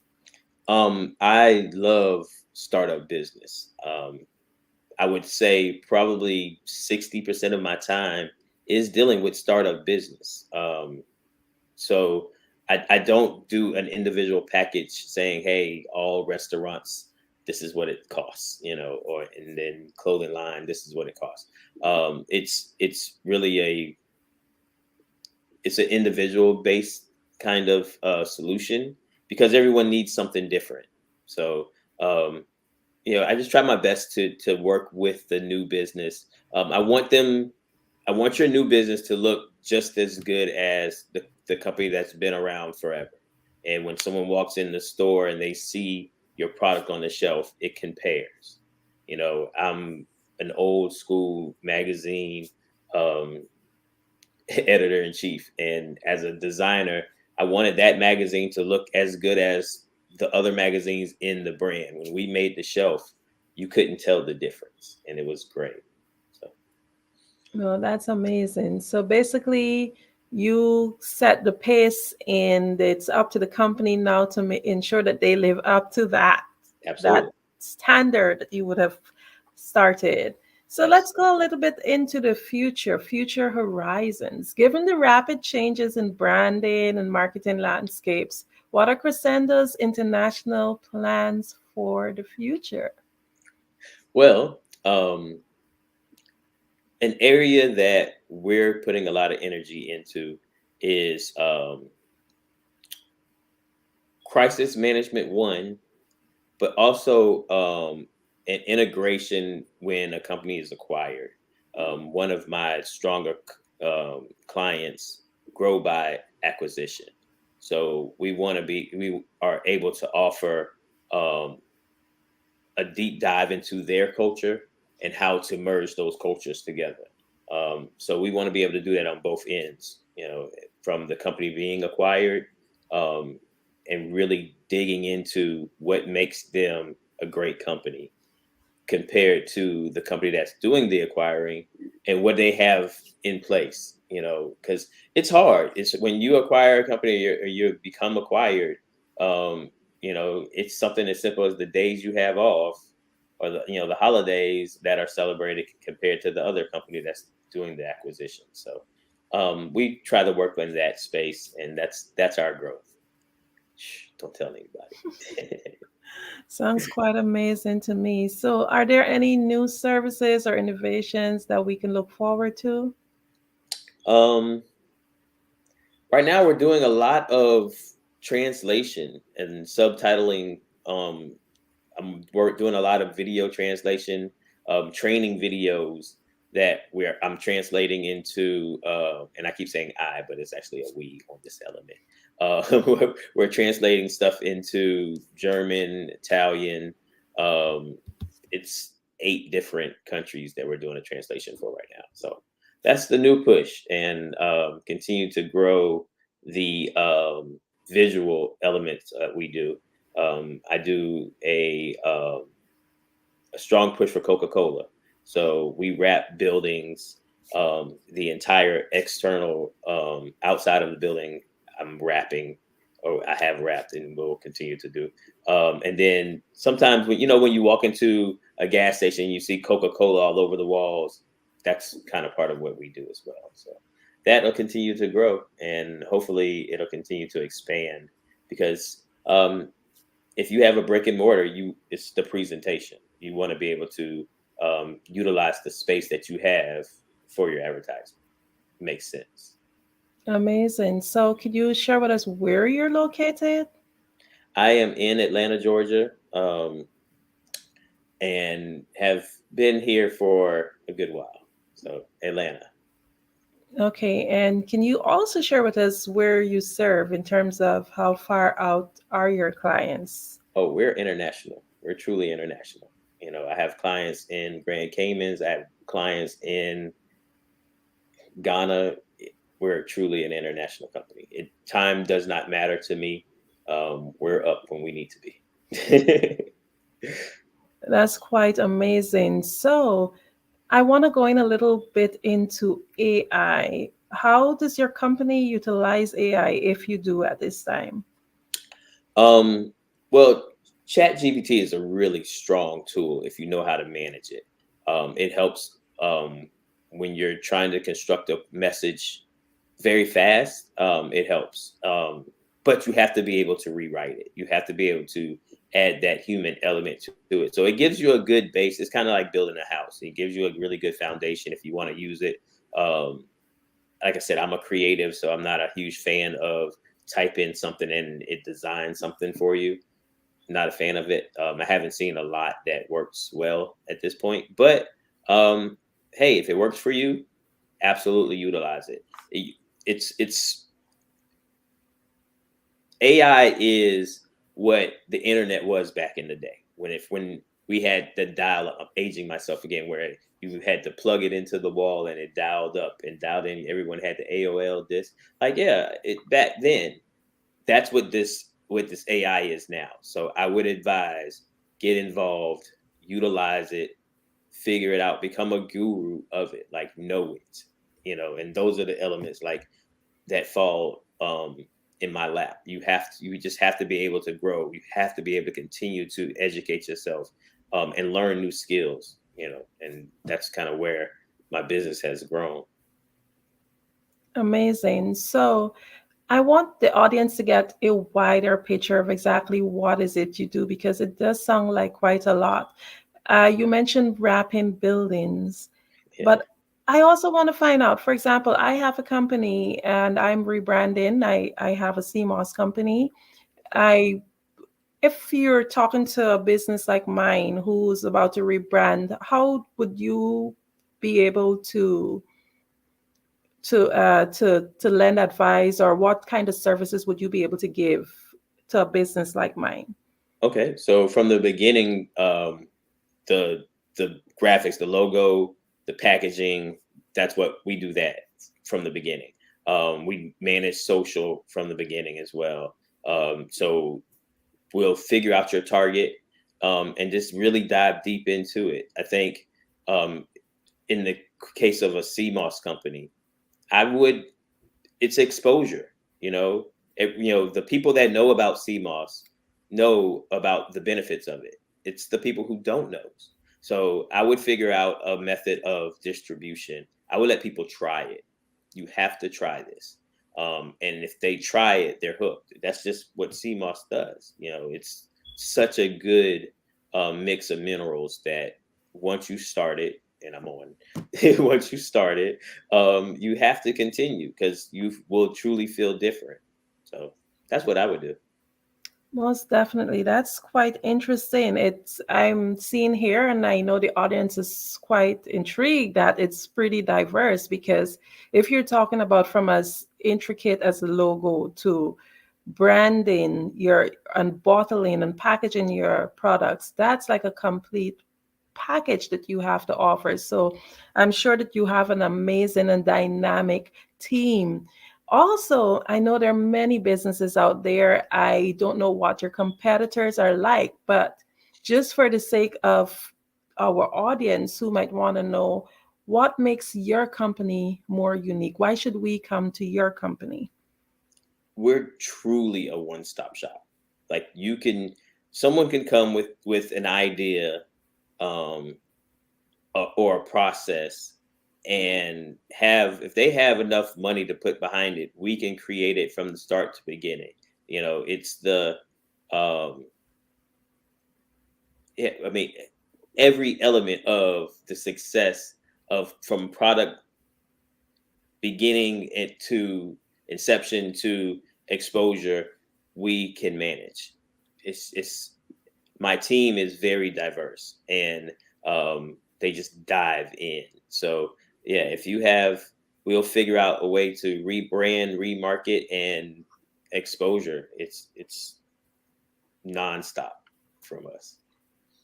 That's quite amazing. Quite amazing. So can you share with us what is maybe one of your or two of your greatest strengths as a company? Two of my greatest strengths as a company. Mm-hmm. We're able to convey the message.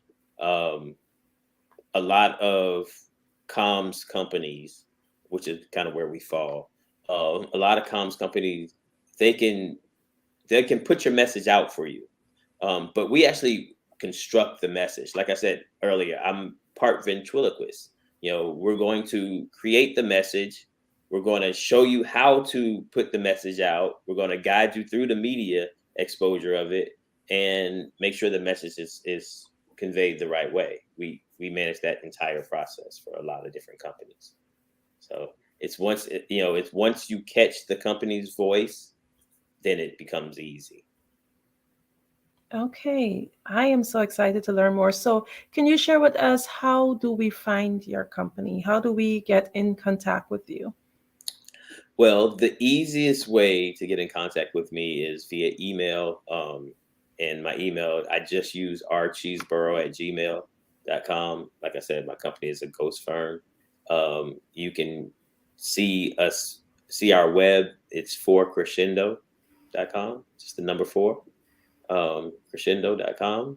But yeah, the easiest way to get a hold of me is via email, rcheeseboro@gmail.com. Okay, so another question. So if I'm interested in working with your company, what is your turnaround time like in terms of we reach out? How soon are you able to get back to clients? Oh, it's no more than 24 hours. There's no hesitation when it comes on our end. My team is very diverse. They dig in. So yeah, we don't hesitate. Like, if you need us now, we're there. If you need us a month from now, we can do that too. If you need us a year from now, no problem. We'll put you on the calendar. You know, it's just kind of what we do. You know, we have long-term, short-term stuff that we attack, and then we have stuff that we drag because it takes time to really convey that message. Everyone is different. Every product is different. You know, we're lucky to have a very diverse crowd of people who want our service. So it's good. Okay, so just diving in a little bit on the, I kind of say, semi-personal side. What is it like working at your company? What is the work environment like? What is your team like? We're fun. Everything is fun for us. We are about our vices, but in the same space. We enjoy the work that we do. And I think that's the most important piece. It's what would you do or whatever you're doing to blow time off is what you should do to make money. You know, and like I said, I'm an artist, so I will jump on a computer and just design something just because, just to try to stay sharp, or I see an image somewhere and I want to recreate it. That's kind of what I do, you know, to make sure I stay in tune. But, you know, the rest of my team, yeah, it's fun. You know, when you're enjoying what you do, it's fun. We tell jokes, we laugh. It's consistent, but it's fun. You know, setting up an event and going to Chicago and doing an event, or going to LA and do an event and then come back to Atlanta. It's just, the travel is great. The environment is great. A lot of times we control the environment. It's really good when you have a solid team to help when it comes to crisis management, because, you know, things pop up, things happen, but you just have to be able to quickly come up with a solution and work through it. I'm very much so convinced that you read my mind, because the next question I was going to ask is if you can share with the audience, like, what you believe was one of your most challenging jobs that you had to fulfill. Oh yeah, crisis management stuff.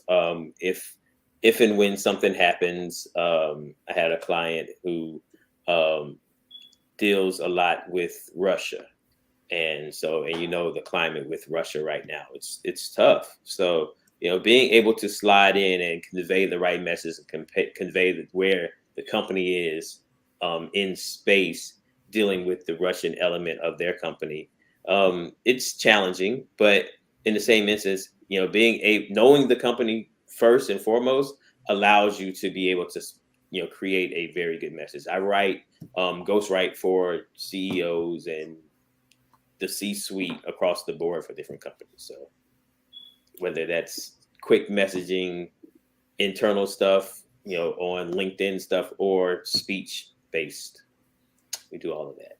See, that's very important. That's why these questions keep coming, because yet again, another service that I was able to extract from you, ghostwriting. So it's quite amazing what your company is doing. So can you tell us what customer service means to you? It's the key. And because when you think about Black business, that's the piece there where we drop the ball a lot. To be frank, you know, I love working with Black business, but when you hear most of the time there's something, a problem, it's that we drop the ball when it comes to customer service. So I try my best to convey it to my people, and then out from there. You know, we want to make sure you want to deliver that Chick-fil-A service. The problem is, it shouldn't be Chick-fil-A service. It should be your company's service, you know? And it should be all company service, and then to the point where it's just Black business as a whole. It's just easier being nice, you know. It's just easier having a smile on your face. I'm a bit curious as to where did this business idea generate from? For Crescendo? Yes. Well, it took off. It was forced. Crescendo has always. Elements of Crescendo have been things that I've done over the years. Like I said, I'm a graphic designer. So, you know, I've designed a logo here or a website there. Then actually a company I worked for, I was laid off because my role was housed in human resources, and I was the only non-human resource function. Cutbacks, but they became a client, and so that instantly put me in a position where I was able to, excuse me, truly work on the growth of the business itself, and then all of the different elements of the business. I'm a person where I don't say no. Now that we have this great intranet, you can find the answer to everything. You can find out how to do anything. So anytime someone comes to me and say, hey, can you? Yes, I can. And if I don't do it now, I can, and I will, and it's going to look great because I'm a creative. So I'm going to make sure the visual aspects of it work first and foremost. That's what sells me. It's seeing the product. It's seeing it. That's it. So it's how you take the time, how you look in the morning, how you put the time, energy, and effort into yourself is how you put it into your business, which is the same way you want your employees, you want your people to put their energy into the business. Don't cut the corners on your employees. Give them good stuff. They'll wear it. That exposes your brand. They'll talk about you. To their friends, to their family. The hardest thing to do is to combat someone being upset with what you've done, because they'll talk to everybody. That person who's mad, they're going to jump online, they're going to jump on Yelp, they're going to do this, they're going to tell, and they're telling everybody. And now you have to fight through that. You just lost one person you upset, killed 10 customers for you, when it could just be the other way around. You have to make sure that you're able to get people to talk good about you in public. That's what we push on to. Absolutely. So we're winding down now. I just want you to share with the audience, what is it you would like to leave them with today? Anything that what message you would have wanted to convey to them? What would you like to leave them with today? Just push your growth. Don't hesitate. And it's okay to fail. It's okay for it not to work. Just keep pushing and keep trying, because eventually it will. There isn't one inventor who came up with a product and it popped the very first time and it was great.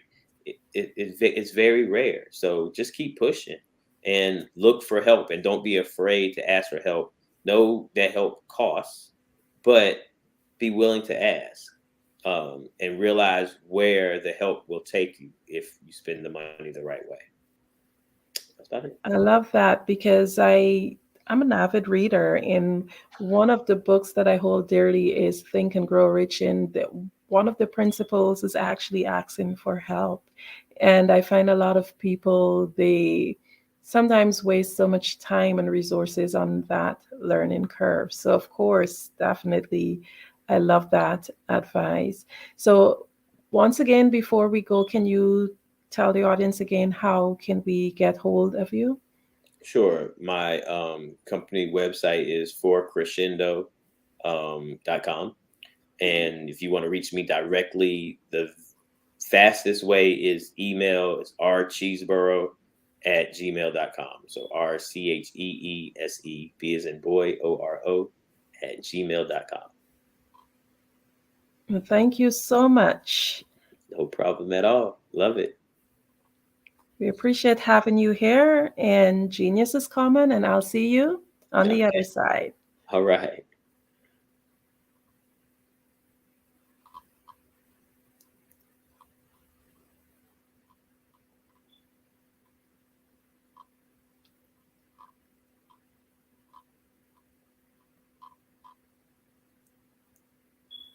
The Black Business Expo's mission is to raise funds for high school seniors going to college or K-12 entrepreneurs.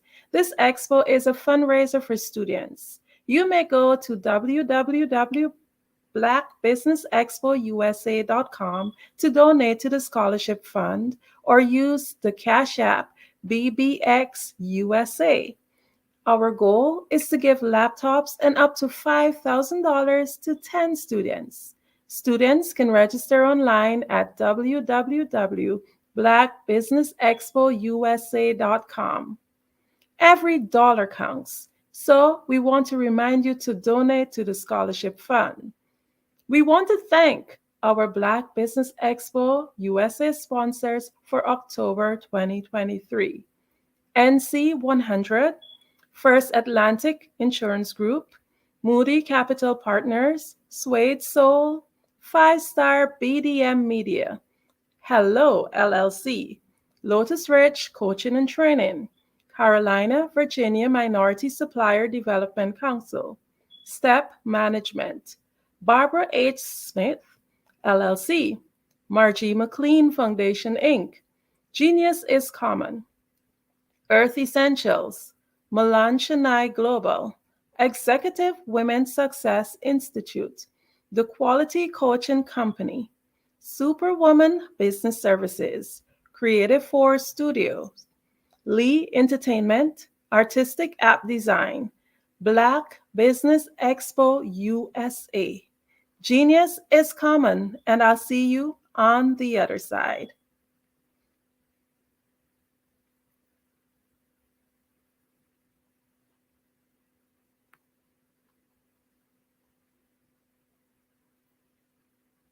Hey guys, my name is Caden. I'm the CEO of Caden Teaches, and my genius is teaching kids about financial literacy. Throughout my financial products, such as my financial flashcards, my activity book, and my newest project, my financial bus, which I bought. And on the bus, it has a mock bank where kids will learn how to deposit and withdraw money, a mock grocery store where kids will be able to learn how to have a family budget, and a mock stock exchange where kids will even be able to learn how to invest in stocks. Now, I decided to start teaching kids about financial literacy because I find that most kids graduate high school without even knowing the basics about financial literacy. And I feel if I were to teach kids about financial literacy, that I would be able to help kids tap into their genius. And I actually learned about financial literacy to my dad because I would go to business meetings with him, and I would always see that they were talking about financial literacy. And at that point, I didn't understand what financial literacy was. So I took it upon myself to learn about financial literacy and teach it to kids in a way that they could understand. But I want you guys to help me help kids tap into their genius by going to my website, cadenteaches.com, and you can sew into me in my financial bus by going to my GoFundMe link. And remember, if Caden can, you can too. Because prepare for what's coming and dominate in economic winter. Stand strong and thrive by showcasing your great products and services globally through the Black Business Network and Black Business Olympics. The Black Business Network has showcased over 2,000 companies with over $7 billion in sales each year. Over 10 million attendees have viewed the rebroadcast each month. Through the Black Business Olympics, unique styles of business training and mentoring are turning students into business owners and entrepreneurial warriors who will dominate in any economy. Gain the ultimate advantage of the Black Business Olympics, 7 days of unbelievable topics and speakers speaking around the globe. Donate your time and experience to provide expertise and scholarships to students worldwide and change the world. Now, more than ever, new insights, tools, strategies, and capabilities are needed. This is your chance for a major presentation to the world. Fill out the form and join the more than 2,000 speakers who have presented to over 200 countries. Join the Black Business Network streaming live into the Metaverse, STEM City, Black Multiverse Enterprises, Hulu, Amazon, YouTube, iHeartRadio, Apple, Facebook, LinkedIn, Pod TV, IBM TV, Spotify, and Google Podcasts. Sign up today. Spaces are limited, and we will see you there.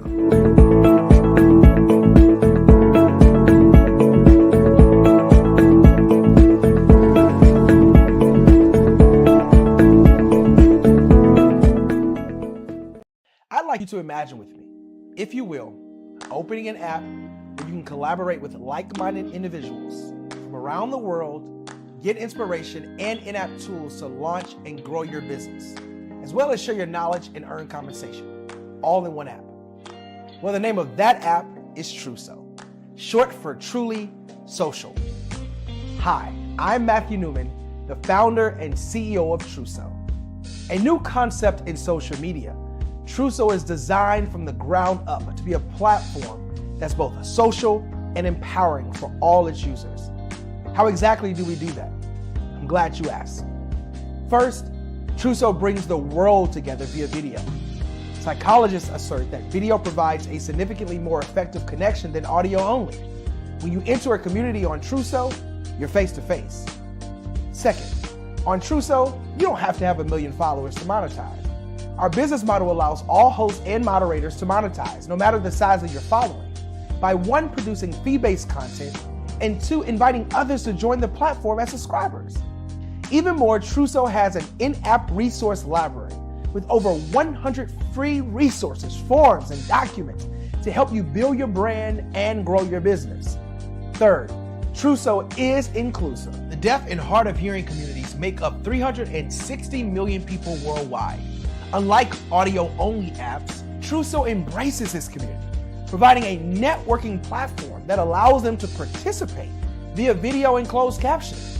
We even have a deaf and hard of hearing foundation in the works as well. Fourth, Truso is both social and safe. We refer to Truso as a virtual extension of the beauty shop, barbershop, and brainchild of the community. A place where there's laughter, along with wisdom, growth-oriented conversation, and genuine connections in a safe space.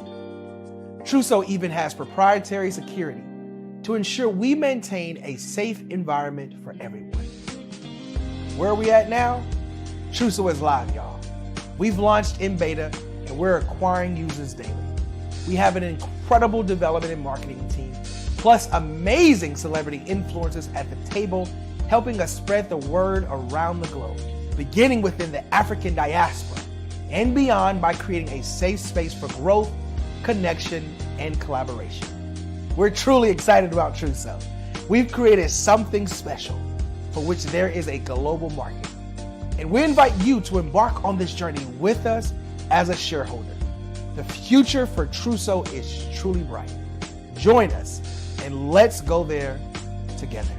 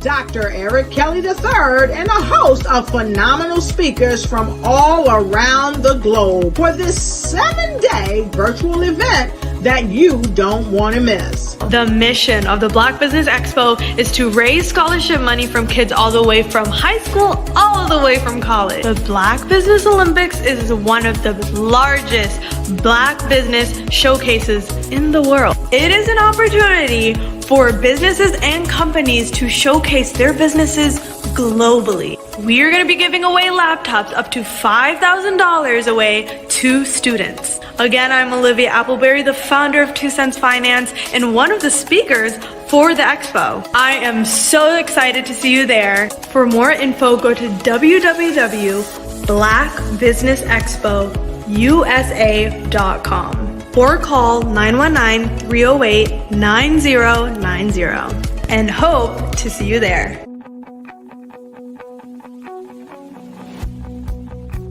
I am Black business. From the moment I wake until the time I sleep. Yes, I am Black business. I am Black business. Tell me, are you Black business? I am Black business. Do you support Black businesses? Listen, I support Black business because I am Black business. Black Business Expo, one of the largest business showcases in the history of Black business in the world. The world! Sign up today at www.blackbusinessexpousa.com or call 919-308-9090. I am Black business. I am Black business. From the moment I wake until the time I sleep, I am Black business. I am Black business. Are you Black business? I am Black business. Do you support Black businesses? I support Black business because I am Black business.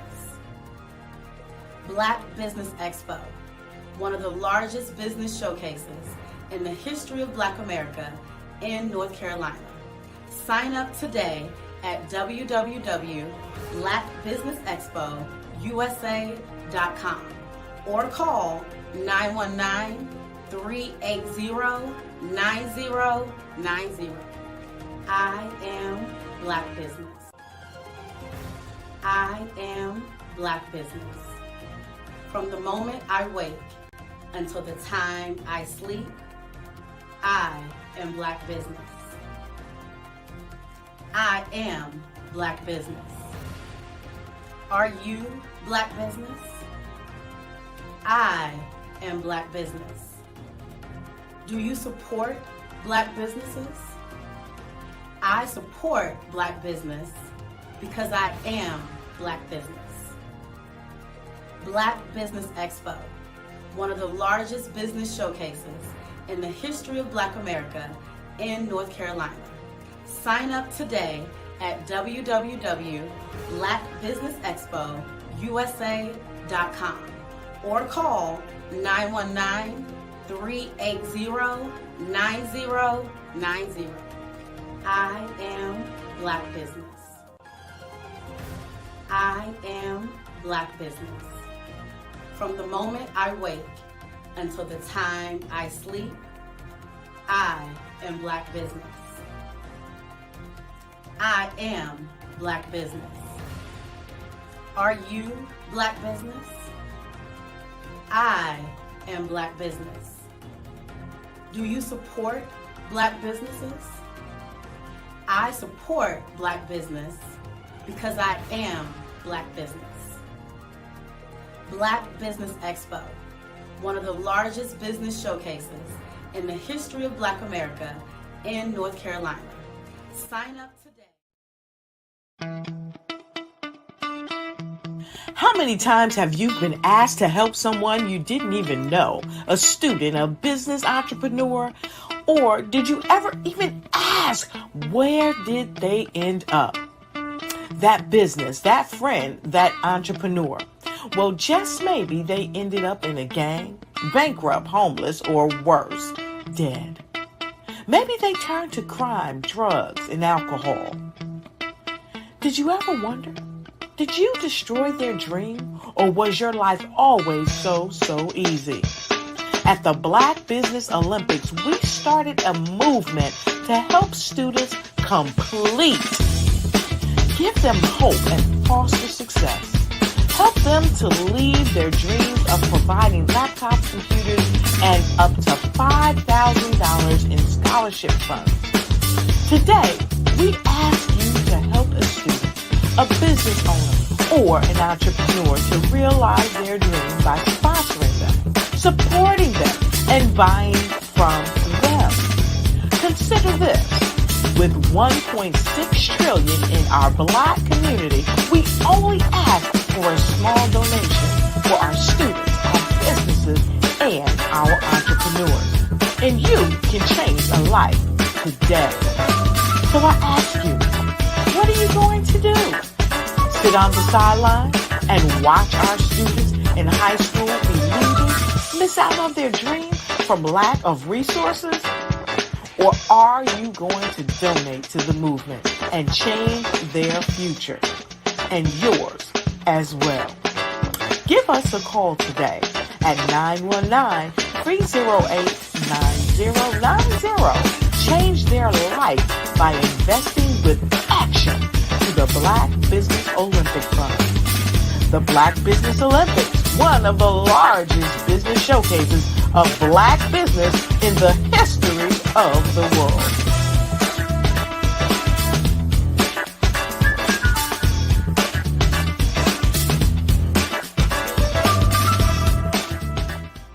Over the past few years, we've seen the growth of existing and new initiatives focused on financial inclusion, building global networks, and reducing the wealth gap in response to the idea there's not enough seats at the table.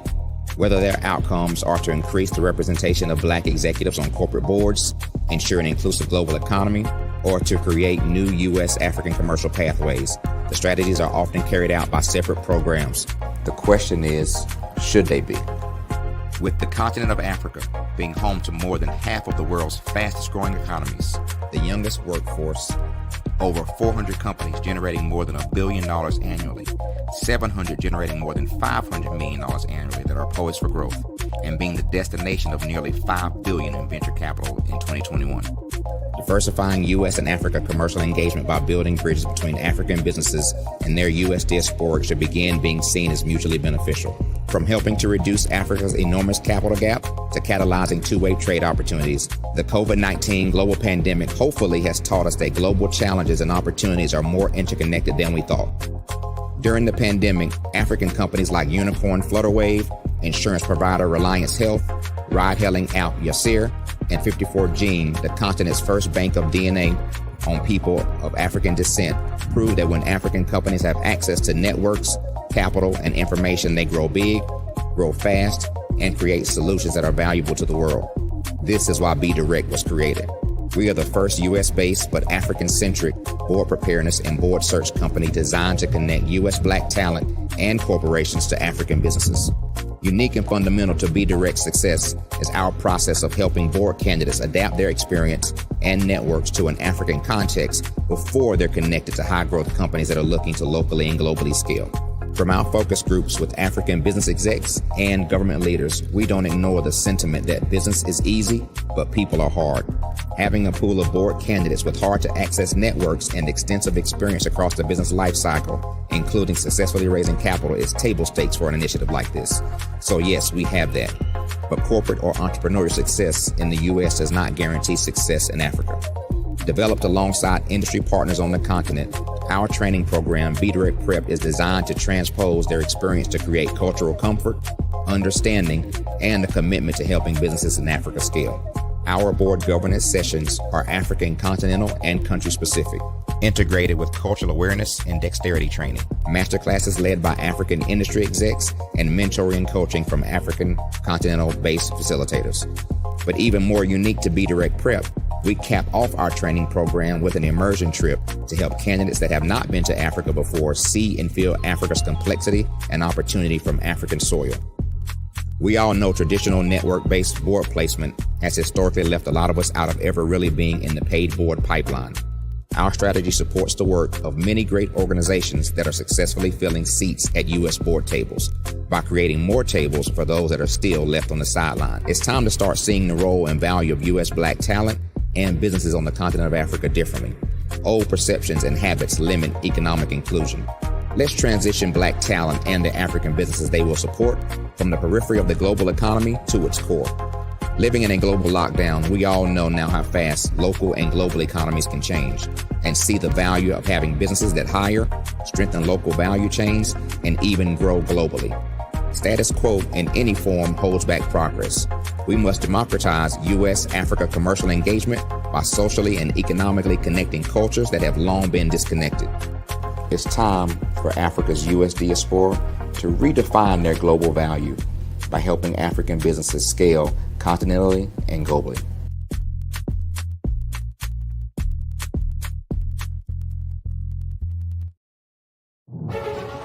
In the heart of America, there are dreams waiting to be realized.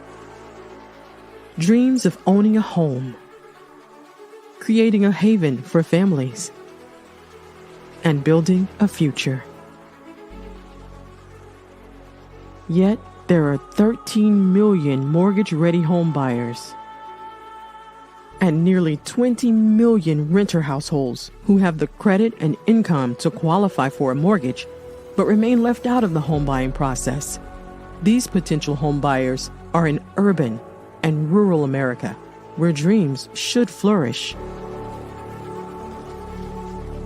The big banks, the giants of finance, have all exited the mortgage lending business, decreasing their lending footprints across America.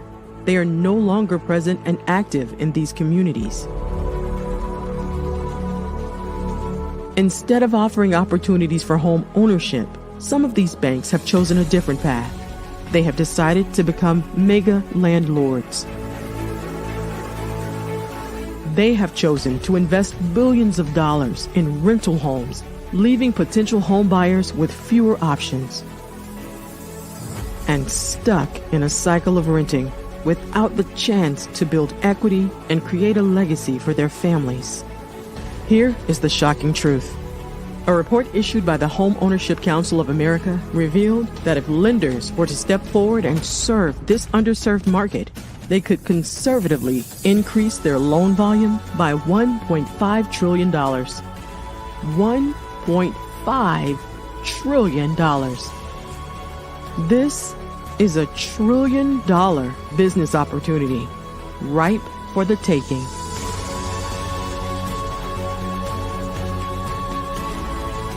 That's why I Have a Dream Home is here. We support the American dream of home ownership in urban and rural America. We believe in the power of social consciousness and the impact it can have on people's lives. Investing in urban and rural America is not just good business sense. It's a moral imperative. Our mission is clear. Become the go-to mortgage lender in these communities. Create a pathway to home ownership for all Americans, breaking the cycle of poverty by empowering families to build wealth, stabilizing our communities, and taking pride in our country. I Have a Dream Home. Unlocking dreams, transforming communities, and rewriting the story of American home ownership. For more information, scan the QR code or visit our website at www.ihaveadreamhome.gold.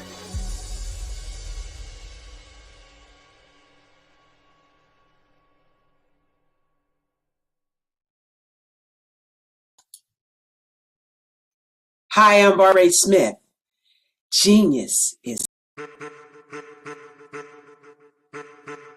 I am a child of the Most High God. He has gifted me in ways that I could not even imagine and didn't know.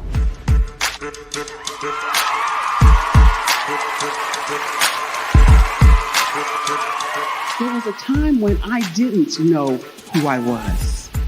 I listened to other people tell me who I should be, what I should do. I listened to people telling me that I should be a boutique owner, that I should be a construction manager, that I should be a laborer.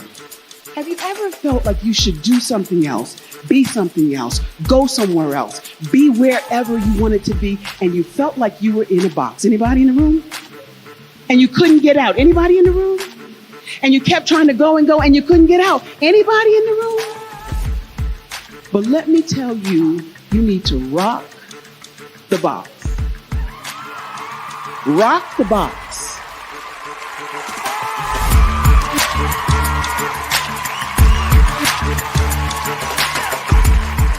I am engaging, inspiring, and empowering.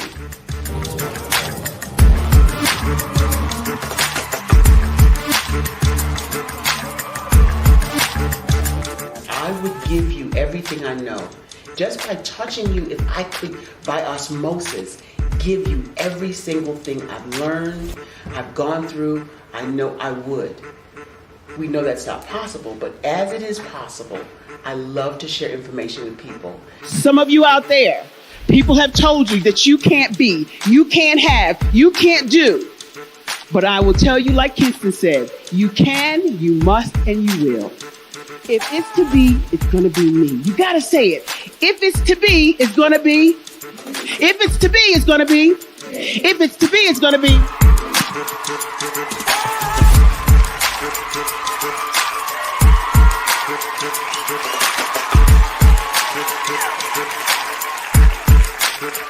Barbara is because she believed what her mama said about her and not what other people told her. Every day you wake up, when you're in a situation, it's your choice whether it's an advantage or the disadvantage. She gained her confidence and her life, and now she is a testimony.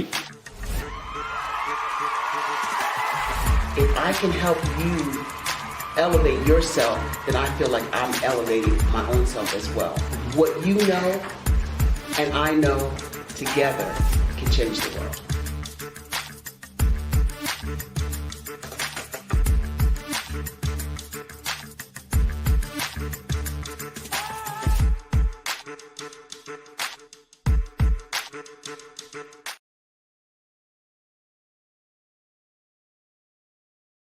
I'd like you to imagine with me, if you will, opening an app where you can collaborate with like-minded individuals from around the world, get inspiration and in-app tools to launch and grow your business, as well as share your knowledge and earn compensation, all in one app.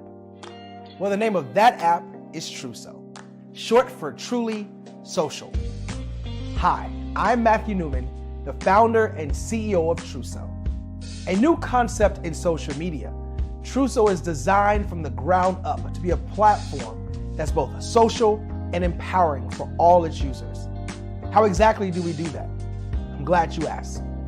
First, Truso brings the world together via video. Psychologists assert that video provides a significantly more effective connection than audio only. When you enter a community on Truso, you're face to face. Second, on Truso, you don't have to have 1 million followers to monetize.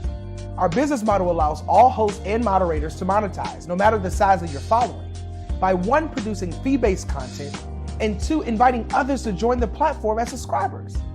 Even more, Truso has an in-app resource library with over 100 free resources, forms, and documents to help you build your brand and grow your business. Third, Truso is inclusive. The deaf and hard of hearing communities make up 360 million people worldwide. Unlike audio-only apps, Truso embraces this community, providing a networking platform that allows them to participate via video and closed captioning. We even have a deaf and hard of hearing foundation in the works as well.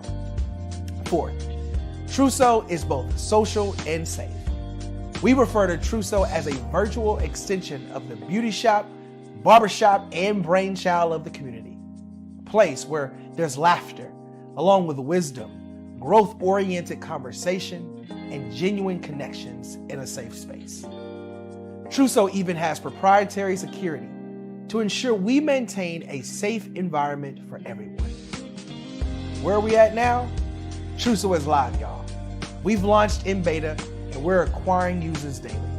We have an incredible development and marketing team, plus amazing celebrity influencers at the table, helping us spread the word around the globe, beginning within the African diaspora and beyond by creating a safe space for growth, connection, and collaboration. We're truly excited about Truso. We've created something special for which there is a global market. And we invite you to embark on this journey with us as a shareholder. The future for Truso is truly bright. Join us and let's go there together.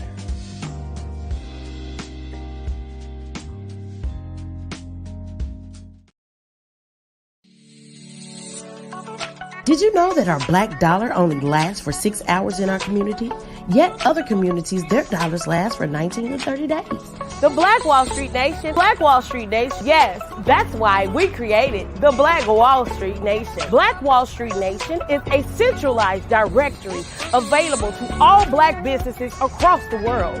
It was created for businesses like you, the ones that want to start and the ones who have a dream that have already started, such as businesses like Drop in a Bucket Productions, Valito Foods, Sugar Tea Branding Firm, All the Dazzle, Buncakeaholic, Miss Riot, and you.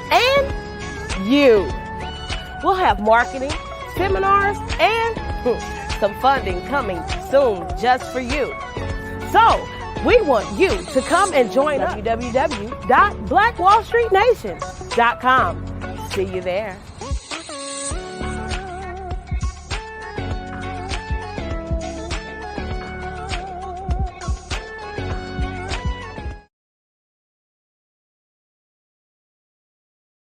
I was born in a little village on the island of Haiti. Many deadly diseases pounded me. It is as if they were on a mission to end my existence on this earth. I refused to give up. In 1983, I left Haiti and came to the United States of America. And I came with $5, 2 shirts. I didn't speak in English. I came to Atlanta. I got a job. I was a doorman. I was a doorman with a dream. What I used to do, I used to come on stage. I'd rehearse this moment that I'm standing in front of you. That's the power of a dream. Maybe today is the day you begin acting as if you already have it.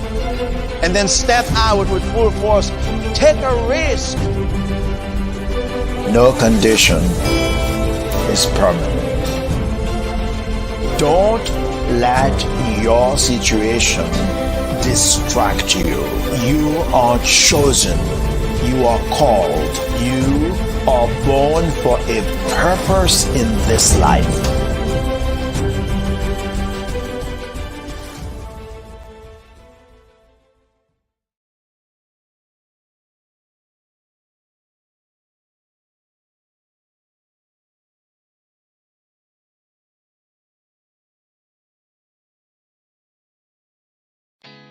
Did you know women represent just 3% of Fortune 500 CEOs and less than 15% of corporate executives at top companies worldwide? Have you wondered what the secrets are to getting into the top ranks, whether in the private or public sector? Do you want to figure out how to stop being held back in your career or passed over for promotion? Then you're in the right place. Hi, I'm Dr. Madeline Ann Lewis, President and CEO of the Executive Women's Success Institute. I have decades of experience in the military, the federal government, and corporate America, and my mission is to help women succeed and tap into their full potential. I want to reach 1 million plus women around the world to become the leaders they are meant to be. So if you want to move into a management or executive level position, or maybe you are a female veteran transitioning out of the military into business entrepreneurship, then reach out to the Executive Women's Success Institute at 301-693-3284. Let us get you on the fast track to success.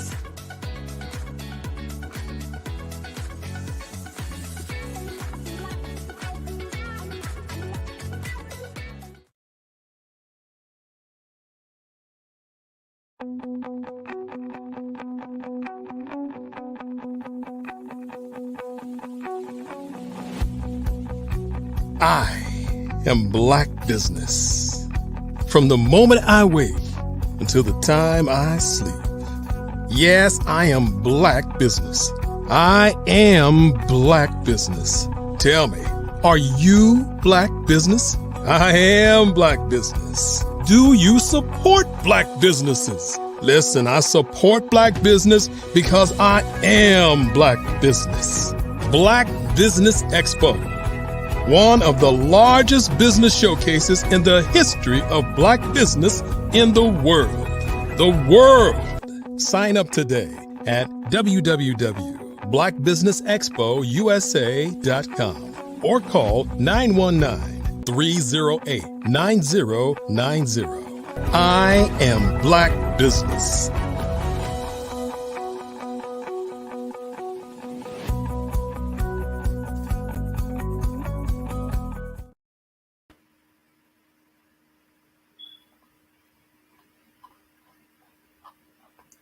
Good morning, business owners, entrepreneurs, thought leaders, and corporations.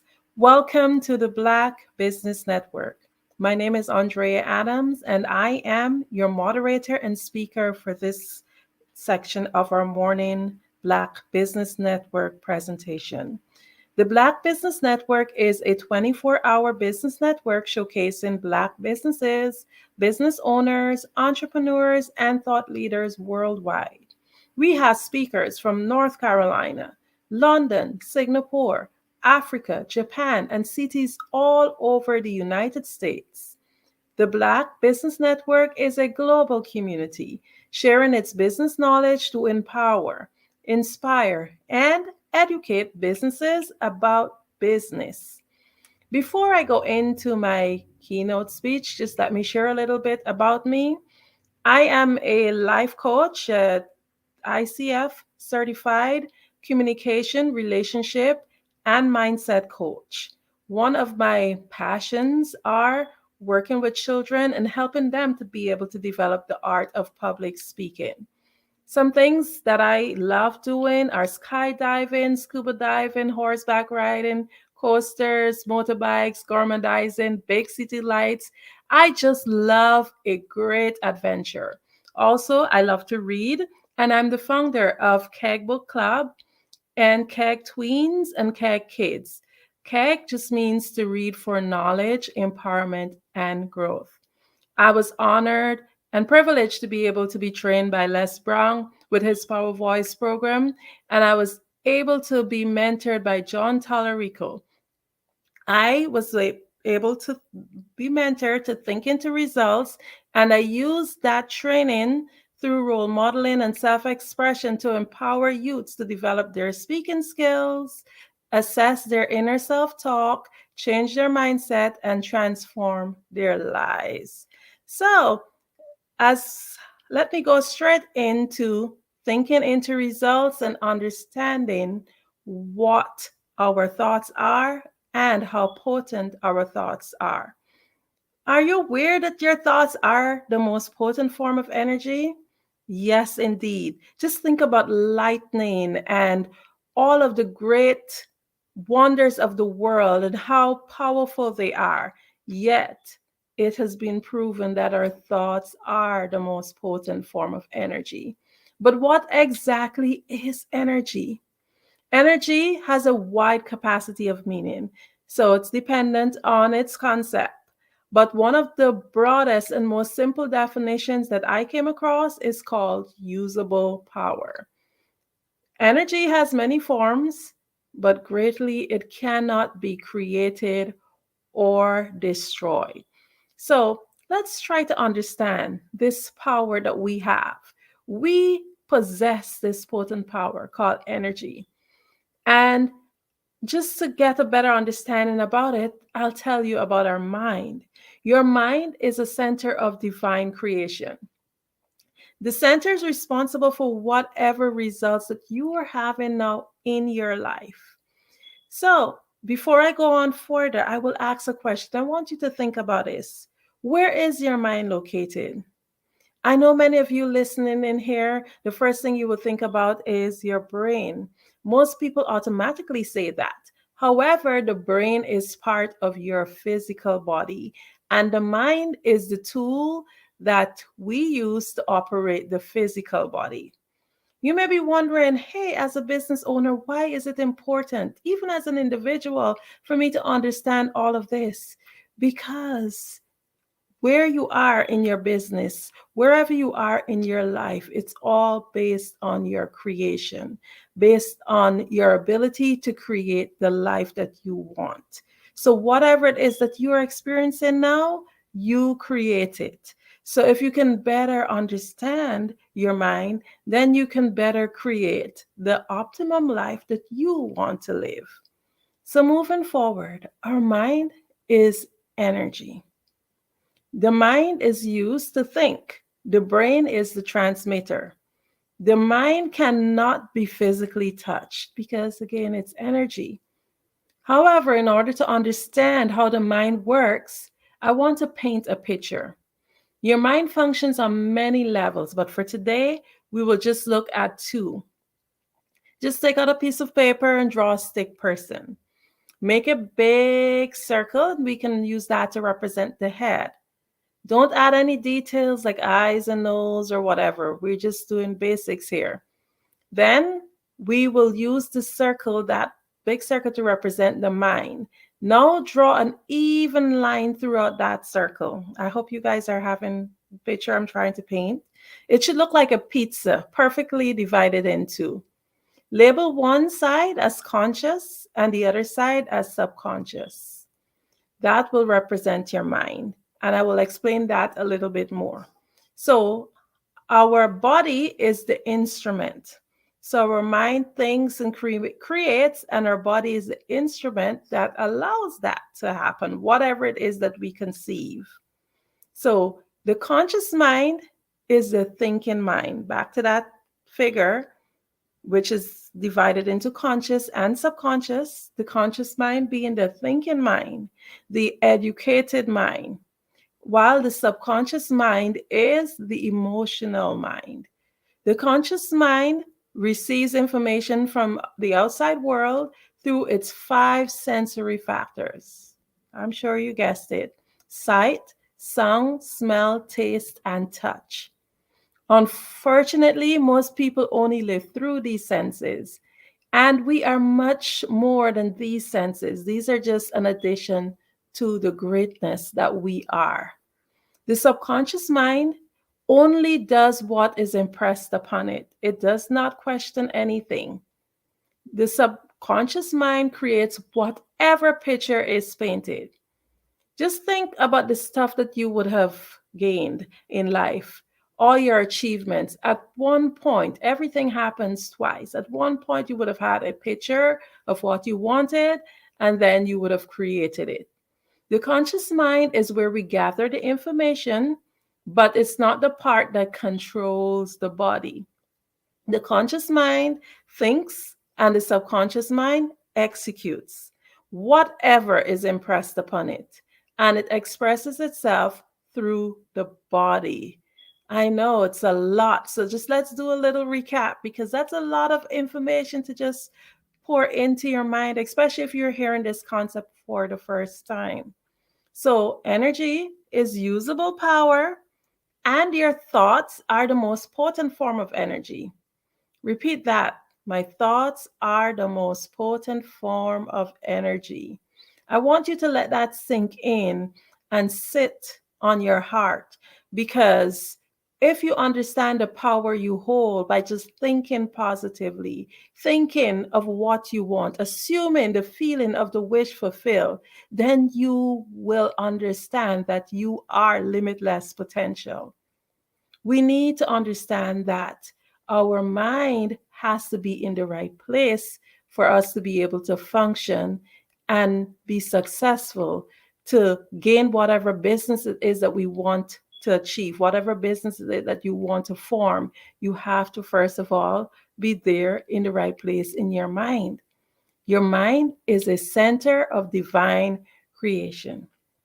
And I could have said that it is the center of divine creation, but the is definitive, and there's not one center. Each and every one of you who are all listening, you are limitless potential with a center of divine creation. So again, remember that your mind is divided into conscious and subconscious. So you would have heard me mention earlier, okay, I was trained by John Tallarico through Bob Proctor program to think into results. But how do you think into results?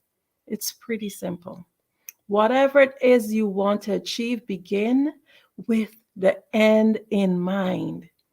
So in order to understand how to master this, our thoughts, you must first understand the process. You must first conceptualize the idea that your mind is a center of divine creation. Each and every one of you have your own headquarters. Each and every one of you are a CEO of your own headquarters. You are the boss in your own divine operation. Like an organization, we are constantly creating every day, every moment. Whether you are conscious of it or not, you are creating. You're thinking about what you want to do next week, next month, next year. What do you plan to do in order to achieve these things? Some of us are more detailed and we write it down and we're more articulate, while others just let it happen. But it's important to not just let it happen, because it is said that if you don't know where you're going, any road will take you there. And you don't want that. You want to be in charge. So as the CEO of this divine operation, of this headquarter, you must take charge and master your thoughts. So how do we create? We create by assuming the feeling of the wish fulfilled. Everything around us was once an idea. It was once conceived in our imagination. So just to expand on that a little bit, let's just do a little exercise. Like, think of the color of your front door. The first thing that happens is that you don't think of it if it's red as in R-E-D. R-E-D does not come up in your mind. The spelling of the word does not come up in your mind. What comes up is a picture. So we think in pictures. So we create our movies in our mind of what we want. We create that movie. Also, our memories are like pictures. They're like a movie. We rewind. And it could get a little bit more complicated, because like if I asked you what was the last dish you washed, you might not necessarily remember. You might recall, rewind your movie, but because we remember things which have more of an emotional attachment to, we might remember something that someone did to hurt us more than we might remember what is the last dish. So that's why, which was the last dish that you washed. So that's why it's important that whatever it is you're trying to create, you assume that feeling and you create emotion. You put emotion into it. And once you assume that feeling, then is when your subconscious mind will help you to create. It uses the body. Now, these exercises that I just spoke about to demonstrate how our mind think. We basically think in pictures, as I said.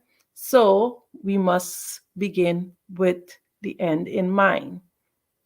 Now, if you're purchasing a house, you're not going to go, first of all, you're going to visualize it. You're going to want to think about what color your house is going to be, how many rooms. You probably contact the bank to see if you qualify for whatever amount, but you visualize and you have an idea.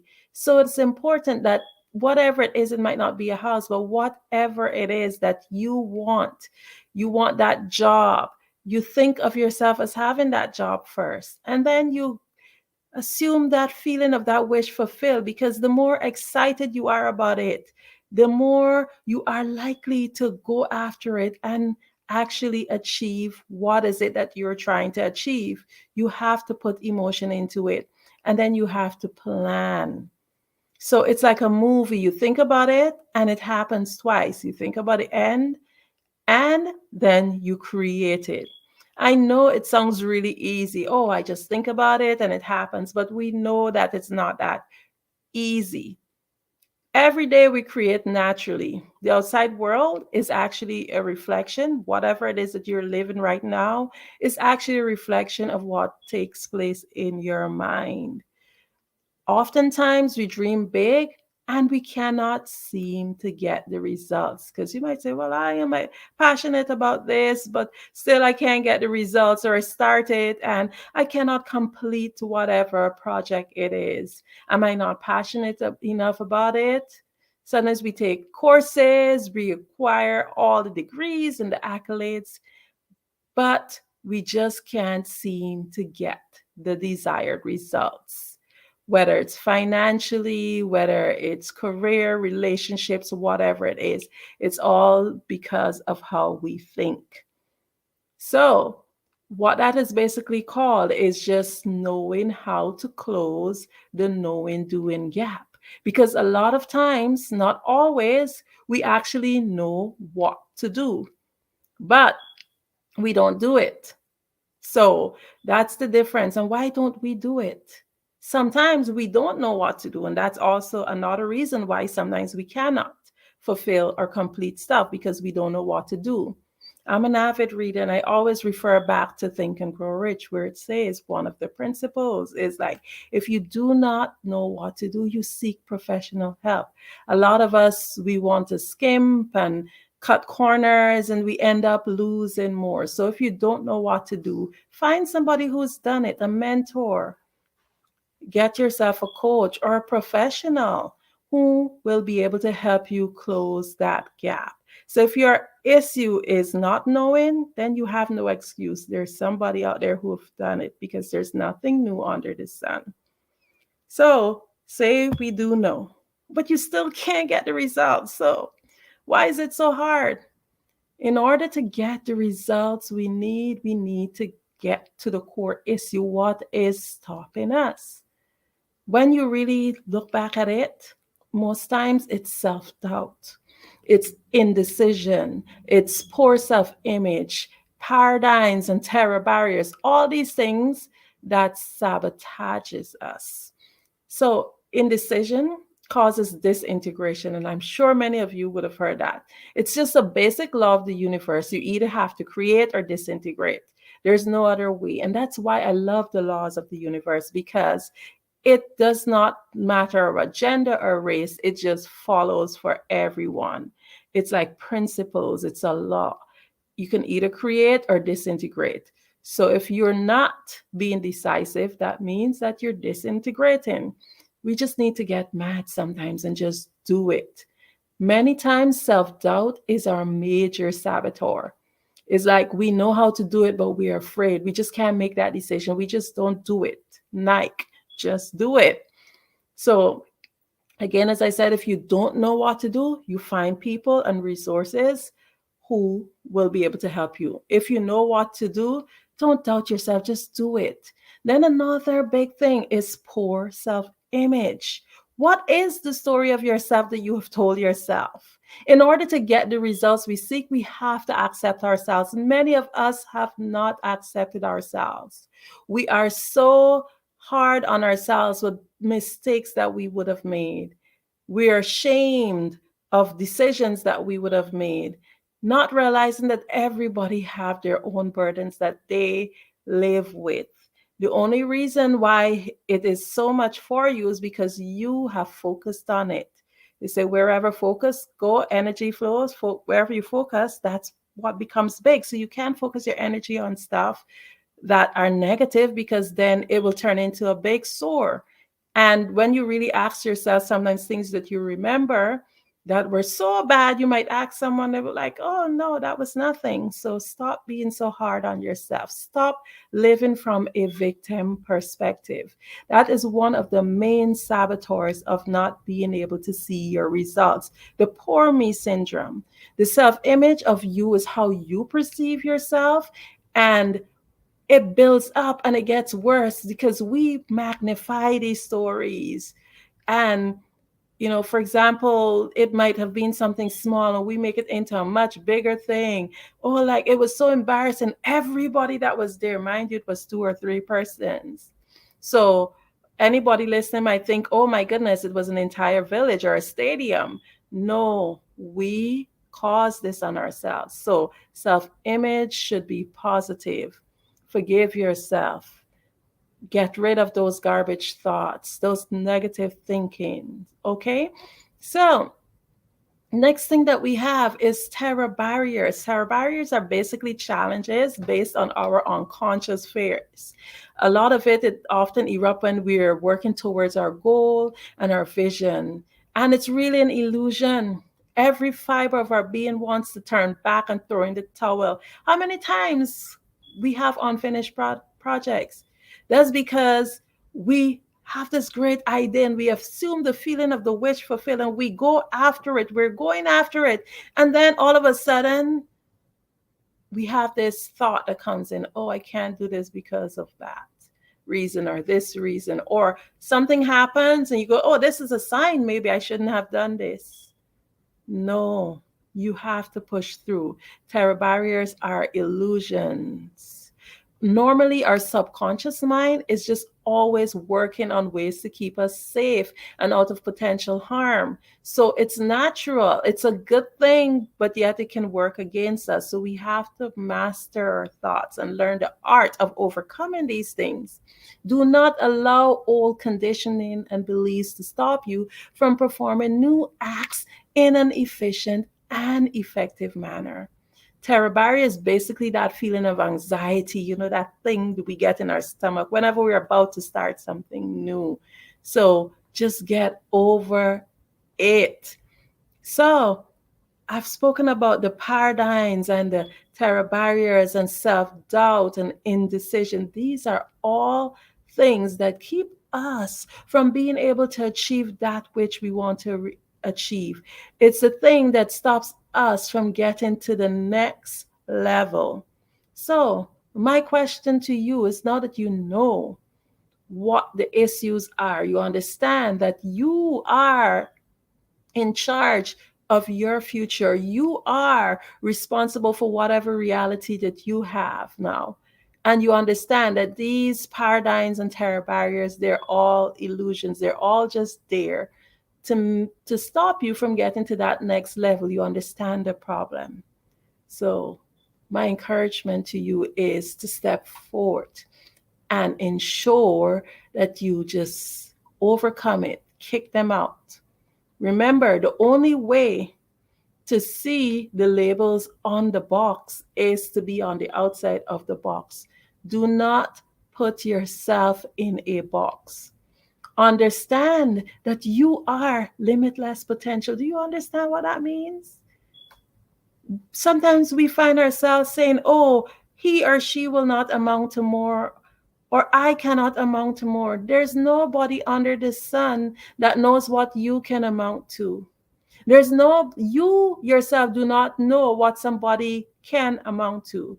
You might be able to make a guess, maybe based on the life that they're living, but people change, people get breakthroughs. So you should never judge anyone, including yourself. Understand that you are limitless potential. Use this information to change the way that you think. And then you will find that you will receive the results that you want, because there's nothing that you can conceive or believe that you cannot achieve. My name, again, is Andrea Adams. I am a communication, mindset, and relationship coach. I'm the founder of Adornomy LLC, Global Kids Speak, Ramos LLC. And if you would love to work with me in terms of coaching, I am a certified international certified coach, accredited coach. And if you want to learn a little bit more about breaking paradigms and improving your mindset, and you would love to work with me, you can just check my link on Linktree, Adornomy. And if you have any questions, just feel free to reach out and make an appointment. Thank you so much. And it was indeed an honor to be able to share this with you on the Black Business Network this evening. This morning, my apology. The Black Business Expo's mission is to raise funds for high school seniors going to college or K-12 entrepreneurs. This expo is a fundraiser for students. You may go to www.blackbusinessexpousa.com to donate to the scholarship fund or use the Cash App BBXUSA. Our goal is to give laptops and up to $5,000 to 10 students. Students can register online at www.blackbusinessexpousa.com. Every dollar counts, so we want to remind you to donate to the scholarship fund. We want to thank our Black Business Expo USA sponsors for October 2023. NC100, First Atlantic Insurance Group, Moody Capital Partners, Suede Soul, 5-Star BDM Media, Hello LLC, Lotus Ridge Coaching and Training, Carolina, Virginia Minority Supplier Development Council, Step Management, Barbara H. Smith LLC, Margie McLean Foundation Inc., Genius is Common, Earth Essential, Milan Chennai Global, Executive Women Success Institute, The Quality Coaching Company, Superwoman Business Services, Creative Force Studios, Lee Entertainment, Artistic App Design, Black Business Expo USA. Genius is common, and I'll see you on the other side.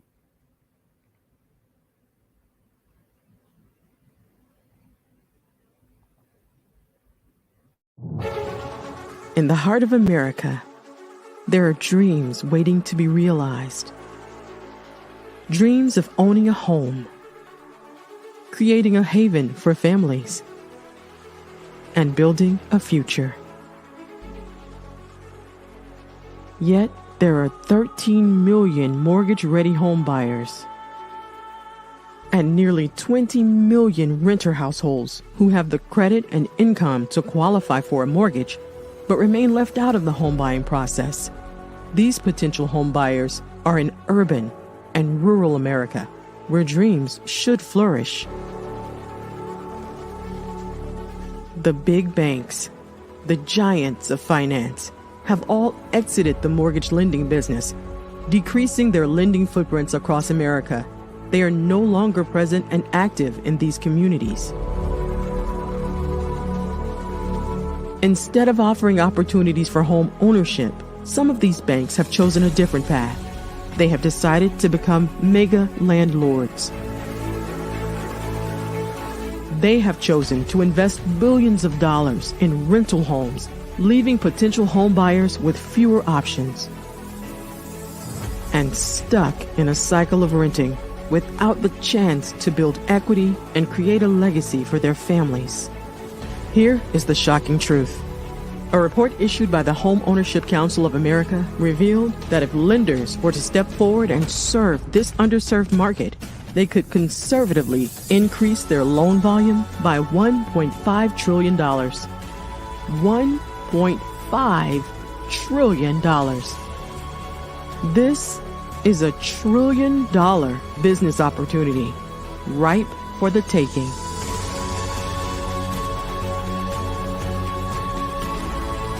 That's why I Have a Dream Home is here. We support the American dream of home ownership in urban and rural America. We believe in the power of social consciousness and the impact it can have on people's lives. Investing in urban and rural America is not just good business sense. It's a moral imperative. Our mission is clear. Become the go-to mortgage lender in these communities. Create a pathway to home ownership for all Americans, breaking the cycle of poverty by empowering families to build wealth, stabilizing our communities, and taking pride in our country. I Have a Dream Home. Unlocking dreams, transforming communities, and rewriting the story of American home ownership. For more information, scan the QR code or visit our website at www.ihaveadreamhome.gold.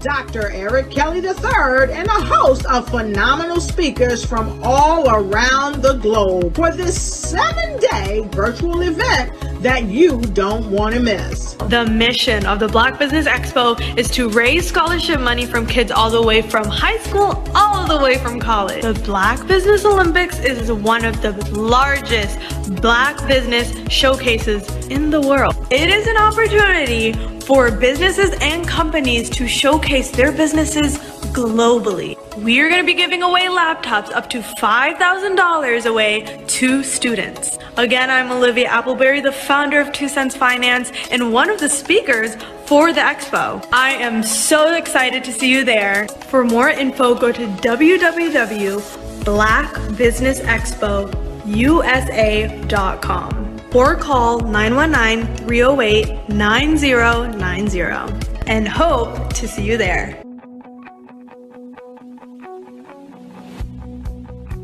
I am Black business.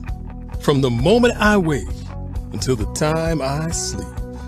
Yes, I am Black business. I am Black business. Tell me, are you Black business? I am Black business. Do you support Black businesses? Listen, I support Black business because I am Black business. Black Business Expo, one of the largest business showcases in the history of Black business in the world. The world. Sign up today at www.blackbusinessexpousa.com or call 919-308-9090. I am Black business. I am Black business. From the moment I wake until the time I sleep, I am Black business. I am Black business. Are you Black business? I am Black business. Do you support Black businesses? I support Black business because I am Black business. Black Business Expo, one of the largest business showcases in the history of Black America in North Carolina. Sign up today at www.blackbusinessexpousa.com or call 919-380-9090. I am Black business. I am Black business. From the moment I wake until the time I sleep, I am Black business. I am Black business. Are you Black business? I am Black business. Do you support Black businesses? I support Black business because I am Black business. Black Business Expo, one of the largest business showcases in the history of Black America in North Carolina. Sign up today at www.blackbusinessexpousa.com or call 919-380-9090. I am Black Business. I am Black Business. From the moment I wake until the time I sleep, I am Black Business. I am Black Business. Are you Black Business? I am Black Business. Do you support Black businesses? I support Black business because I am Black Business. Black Business Expo, one of the largest business showcases in the history of Black America in North Carolina. Sign up today at www.blackbusinessexpousa.com or call 919-380-9090. I am Black Business. I am Black Business.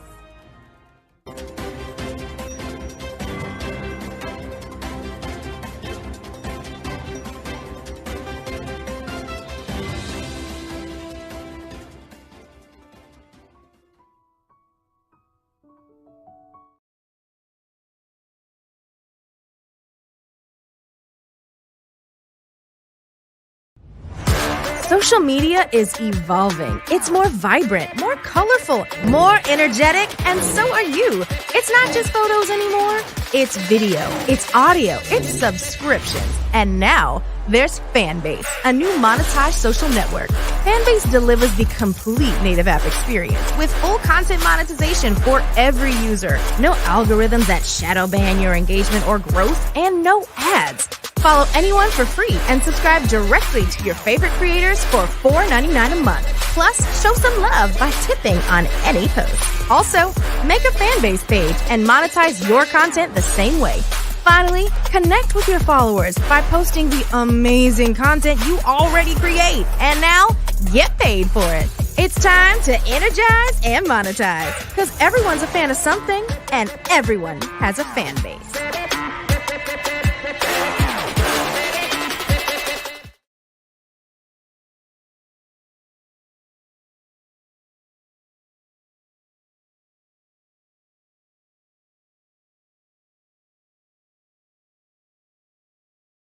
Hello, I am Dr. Eric Kelly III, the visionary strategist and founder of the Black Business Olympics.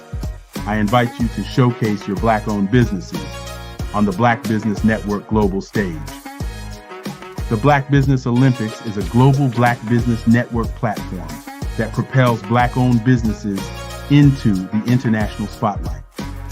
By showcasing your business on the Black Business Olympics platform, you can reach a worldwide audience of potential customers, partners, and investors.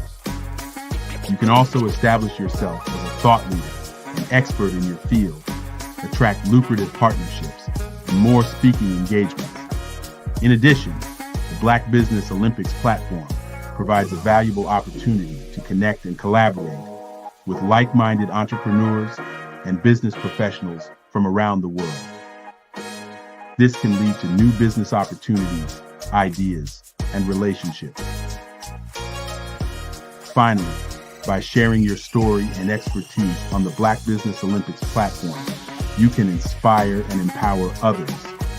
This is a powerful way to make a positive impact on the world and leave a lasting legacy. If you are a Black-owned business owner, I encourage you to seize the opportunity to showcase your business on the Black Business Olympics platform. It is a once-in-a-lifetime opportunity to make an indelible mark on the world. Be one of the 1,000 visionary entrepreneurs who are changing students' lives, shaping industries, and leaving an unforgettable legacy for their families. Unleash your voice on our global stage and watch your business thrive. Black Business Olympics is one of the largest black business showcases in the history of black business in the world. Yes, the entire world. Just give me a call today at 919-308-9090.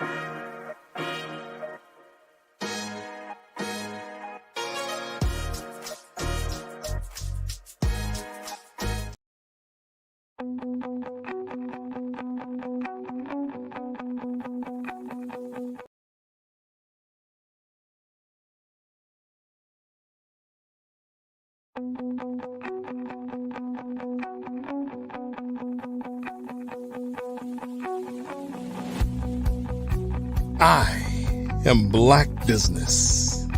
From the moment I wake until the time I sleep. Yes, I am black business. I am black business. Tell me, are you black business? I am black business. Do you support black businesses? Listen, I support black business because I am black business. Black Business Expo, one of the largest business showcases in the history of black business in the world. The world.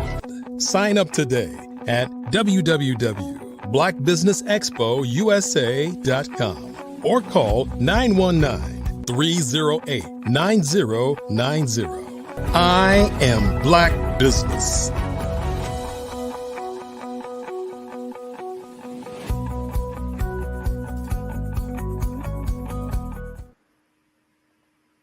Good morning, business owners, entrepreneurs, thought leaders, and corporations. Welcome to the Black Business Network. My name is Andrea Adams, and I am your business moderator for this morning on the Black Business Network. The Black Business Network is a 24-hour business network showcasing Black businesses, business owners, entrepreneurs, and thought leaders worldwide. We have speakers from North Carolina, London, Singapore, Africa, Japan, and cities all over the United States. The Black Business Network is a global community sharing its business knowledge to empower, inspire, and educate businesses about business. I am honored to present to you our next speaker for this morning, Merrill Holloway.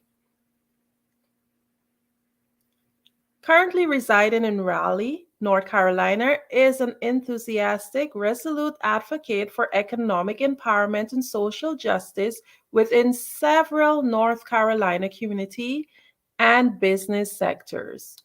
He is both the founder and the executive director of NC100, nonprofit focused on mapping and identifying opportunities for collaboration and change in Rockingham County. Also serving as a program manager with the Rural Forward North Carolina program housed inside of MDC Inc., shaping a South where all people thrive. Through the Rural Forward NC work, Merrill serves as part of the capacity building arm for the Healthy Places North Carolina initiative for the Kate B. Reynolds Charitable Trust. The work that motivates him is faithfulness to a mission to amplify local voice, create spaces where decision-maker solutions are most inclusive of local experience, and build stronger networks for local leaders. I happily present to you Merrill Holloway. Thank you for that wonderful introduction, Andrea. You're quite welcome. Genius is common, and I'll see you on the other side. Absolutely. Well, I appreciate the opportunity to be here today. I have been a big fan of the Black Business Expo and some of the work that Eric has done, and all the folks and the sponsors and folks that have joined this work, and really proud of it. As the introduction said, my name is Merrill Holloway, and I have a lot of identities. I want to give you a little bit of feedback or thoughts about who I am before I kind of go into the presentation. And I'm looking kind of in the direction of my screen. So hopefully it doesn't throw people off. I'm going to try to make sure I stay in the middle a little bit here. But let me talk a little bit more about myself really quickly. I am in the Triangle community. I went to school here in the the Triangle area. I do work in Rockingham County, as you heard, that I have the nonprofit NC 100, but I've been a resident of the Durham-Raleigh area most of my adult life. Also, that connected to that work, you heard about me doing some work in Durham and MDC. I'm also a powerful advocate for employee-owned businesses. These are businesses where people set up a cooperative or a type of employee trust, or a larger business sets up what's called an employee stock option program. And I'm the chair of that organization. And we do work centered in Durham and Raleigh, but it is really meant for the entire state to find ways, especially for Black businesses, legacy-owned Black businesses that the owner, their children moved away, or they haven't figured out a way to sustain the business and they're ready to exit. We support a lot of that information for people to be able to transition that ownership into their employees. So that just gives you a little bit of frame of why I'm having this conversation and joining you today. So the title of many presentations that I do, even though I am a nonprofit professional, the word nonprofit sometimes keeps people from entering into the space and realizing that a nonprofit is still a business. It still, has revenue to manage and infrastructure and people to market to. It's just that you are mission driven, in addition to wanting to have profits, and those profits that sustain your nonprofit, through tax code. You still need those profits to thrive, to pay your people, to have a living wage, and all those things. I've had the wonderful opportunity to kind of support nonprofit and social enterprise work across the state.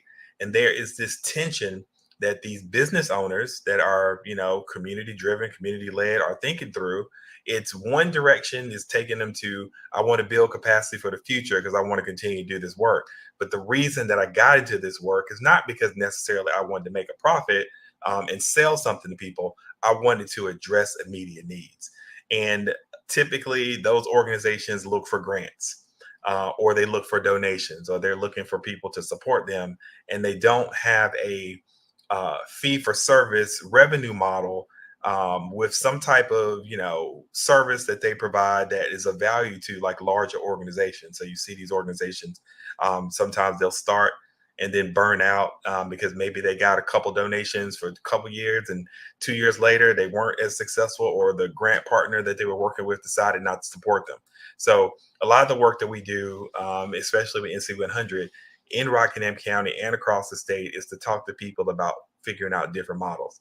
Now, I want to make sure that folks understand there are some misconceptions or some things that people do when they want to go into the nonprofit space, social enterprise space. I'll try to say those interchangeably. They go, typically to set up a nonprofit, you go to the same place that you go to set up an LLC or an S Corp. You go to the Secretary of State here in North Carolina, and if you're looking and joining us from another state, you typically would go to your Secretary of State because, again, you're setting up a business. And a lot of times there are two steps that folks have to be thinking about. One is, yes, set up the business and say, I want to do this nonprofit work, and here's the mission and all those good things. There's usually a low bar to be able to get into that, to get the money to set that up. It could be anywhere from $60 to $100 just to set that up. And then people stop. They're like, state of North Carolina says I'm a nonprofit, I'm good to go. Let me go get a grant. You go work with somebody or a philanthropist that really wants to hear your story. And then when it's time to get the grant, they'll ask you that question. Yeah, you're a nonprofit, but are you a 501c3?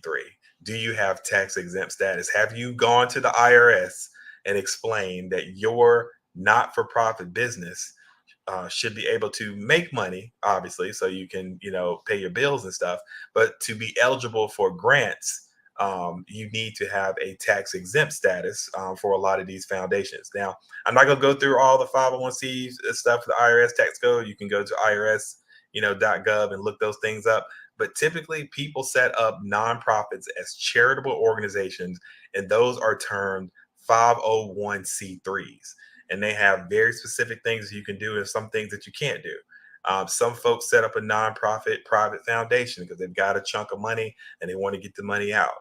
That is still a 501c3, but a private foundation versus a public charity.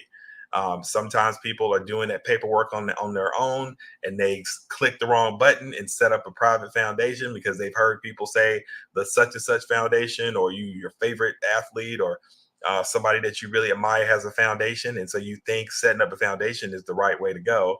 And if you are a public charity that wants to be able to take in grant funds, that private foundation status is not going to help you. It actually will take you several years to get out of. So make sure if you are starting a not-for-profit social enterprise entity that you are making sure, if you're working with someone, that they are setting you up as a public charity if you want to be able to get money out and to be able to receive money.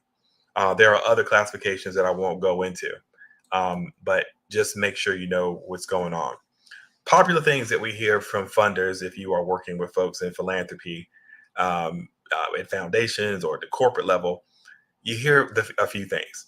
Your social enterprise nonprofit needs to have a program that drives your mission. We need to know what your programs are. You need funding to support those programs. You need networks to support the funding and the programs. And then your leadership has to understand and support all those things above. So foundations, folks that are, trying to make sure that those funds are getting out to the most people. They want to see that you have clearly articulated programs.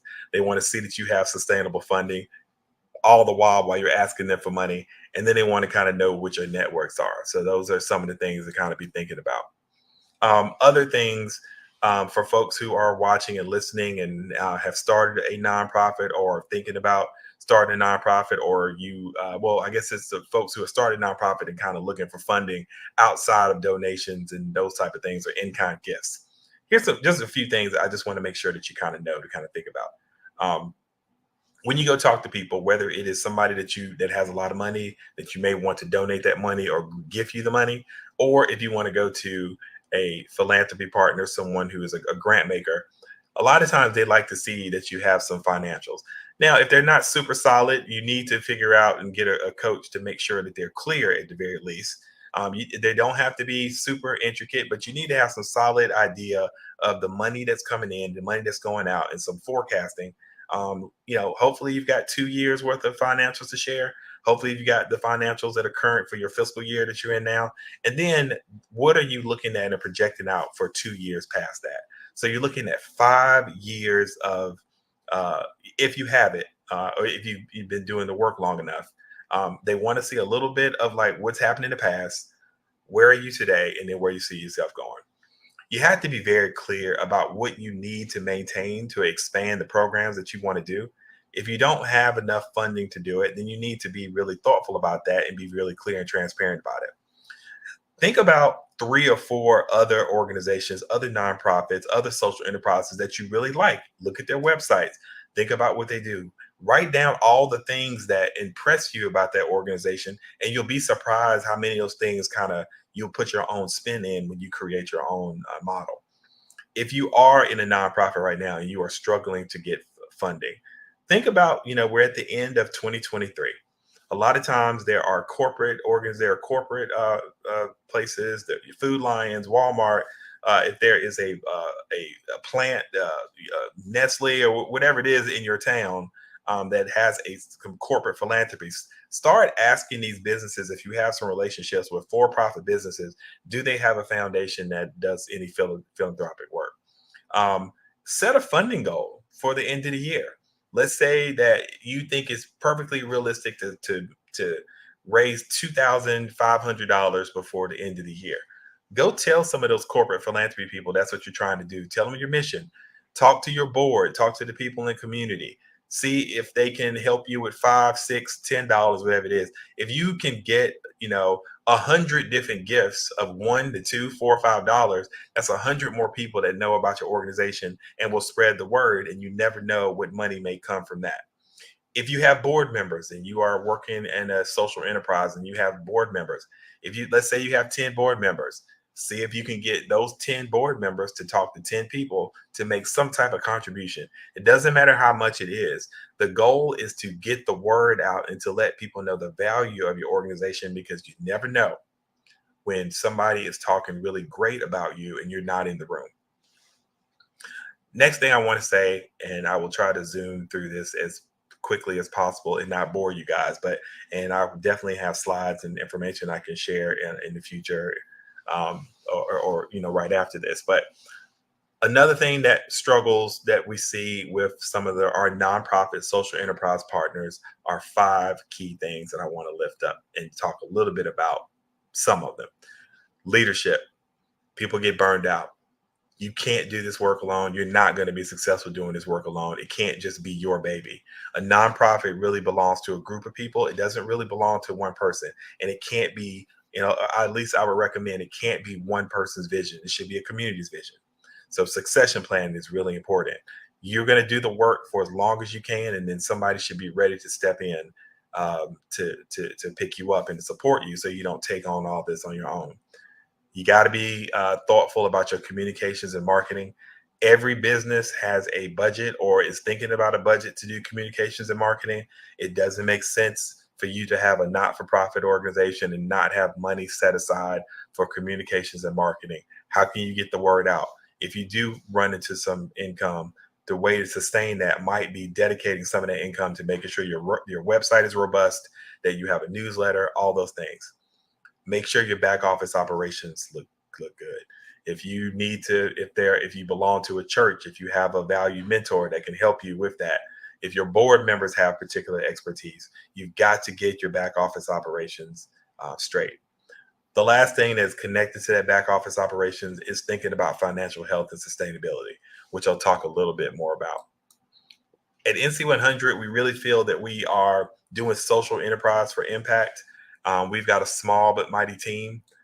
In Rockingham County, we did some analysis over the last few years, and we were looking at the value of Black-owned businesses, whether they were nonprofit or for-profit organizations. And we were looking in our county, and we saw a huge disparity between the businesses that were owned and operated by folks who identify as white versus the ones that of all the businesses of color, and in particularly Black ones, were falling behind. So a white-owned business, the average value is about $366,000 in Rockingham County. In the United States, the average value of a white-owned business is about $670,000. When you look at all businesses of people who don't identify as white in the United States, the average value of the business is about $180,000, $190,000. In Rockingham County, not too far behind, the average business worth of a business, if you put all folks that don't identify as white together, it's about 150 versus 370, which I said for white-owned businesses. There's a lot of reasons for that, historical, economical, and all those things. But when you carve it out and look at the value of the average Black-owned business in Rockingham County, $73,000, which is very in line with what the number is in the United States.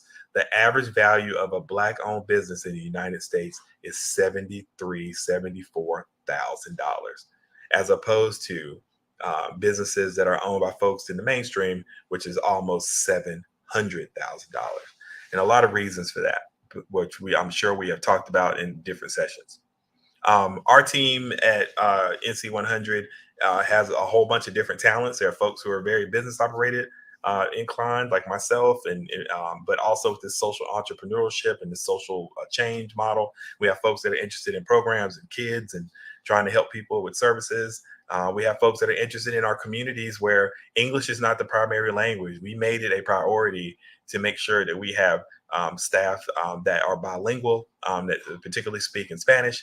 And then we also have staff who are in that Generation Z space, age, to kind of relate, because we've got to take the best ideas from our Gen Zs to the millennials who are in their 40s now, and a Gen X person like me who's approaching 50, things like that.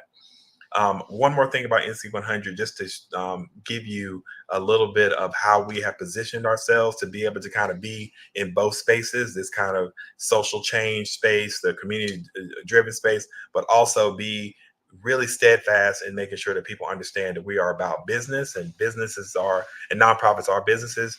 We have these two really high level strategies. One, develop authentic relationships and build upon assets. We want to be positive asset minded and build upon the strengths in our community, mobilize individuals, groups, and systems to come together. That means we facilitate conversations and actions that lead to the creation or the protection of wealth.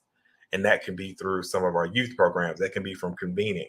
The big thing that brings value and has brought value to us in our business model that we'll talk about really quickly is we do specific capacity building, strengthening organizations that have Black American leadership or focus on traditionally marginalized communities, which tend to be Black American communities, other communities of color, Latino communities, Hispanic, and people in rural communities of low wealth. So that is more of that frame. And we definitely advise folks to, if you have YouTube, please go to YouTube. And we are at We Are NC100, and we have so much content, so many videos about the work that we do. Two big quotes that I have said in different gatherings. Today I am traveling. I'm in Winston-Salem, North Carolina. I was traveling, talking a little bit about employee ownership last night.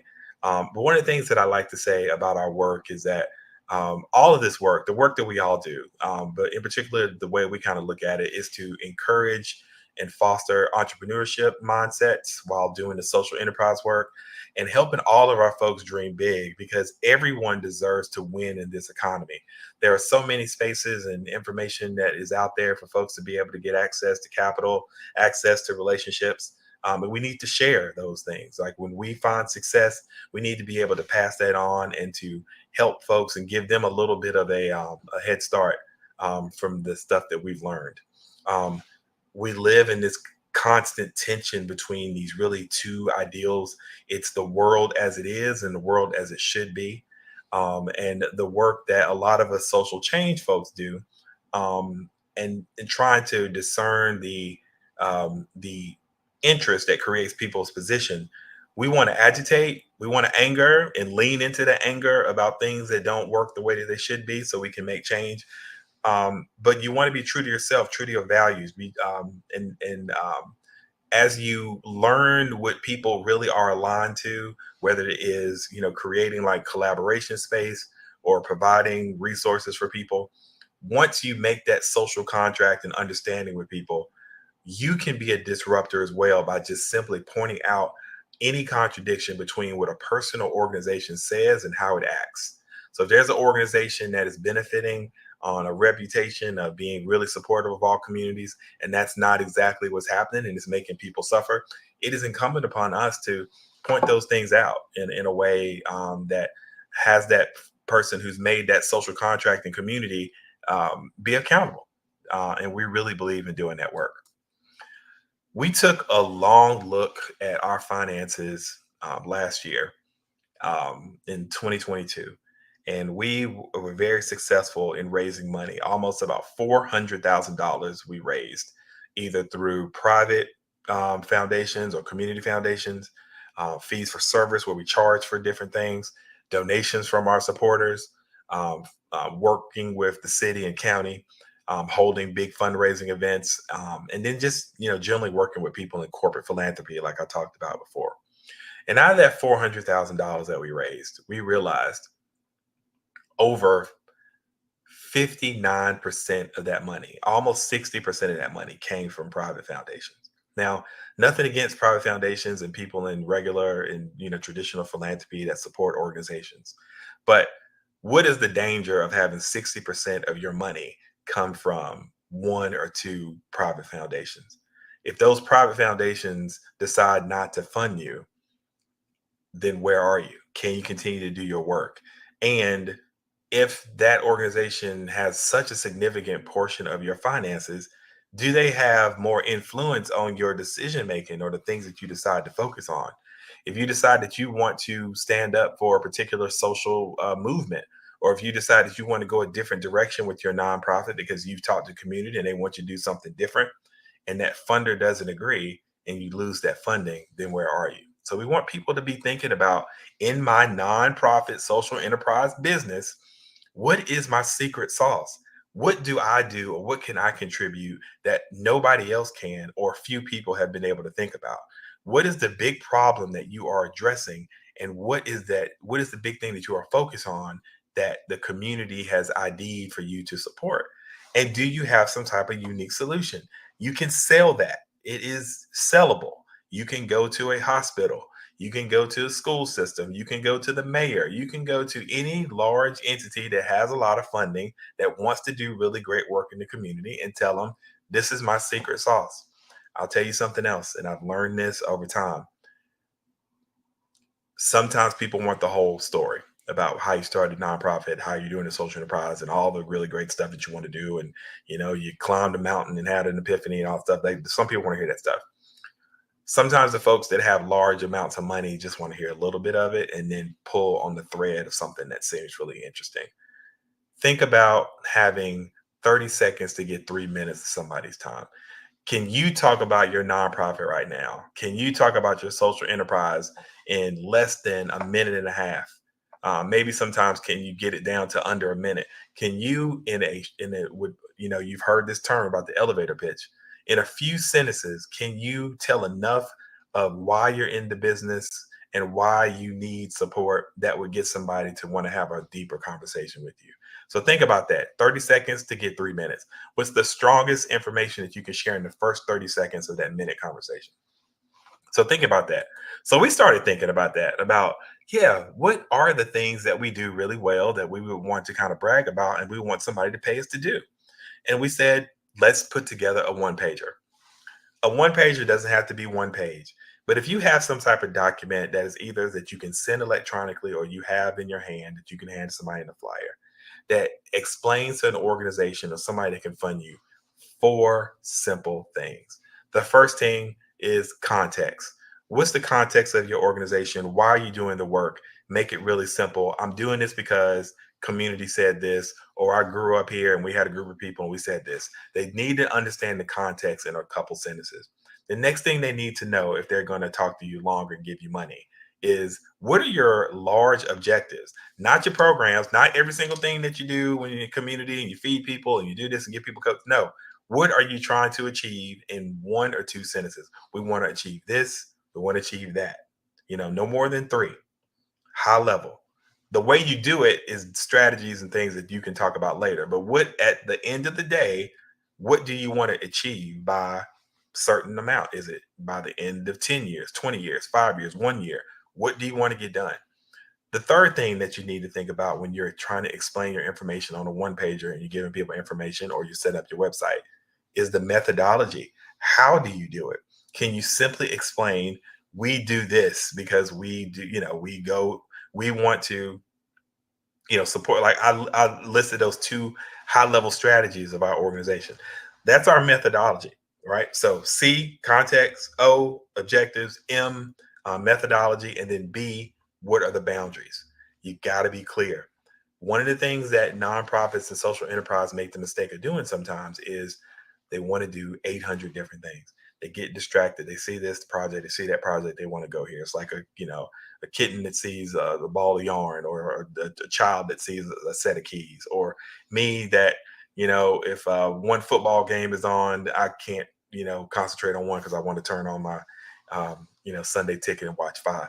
We all have these things, but if you can tell somebody the boundaries of your work, if your work is meant to support Black community, if your work is meant to support people with disabilities, if your work is meant to support people in a city or a county or a particular area in a city, you need to be really clear about what your boundary is. You need to be really clear about the way that you're going to do the work. So be thinking about those boundaries.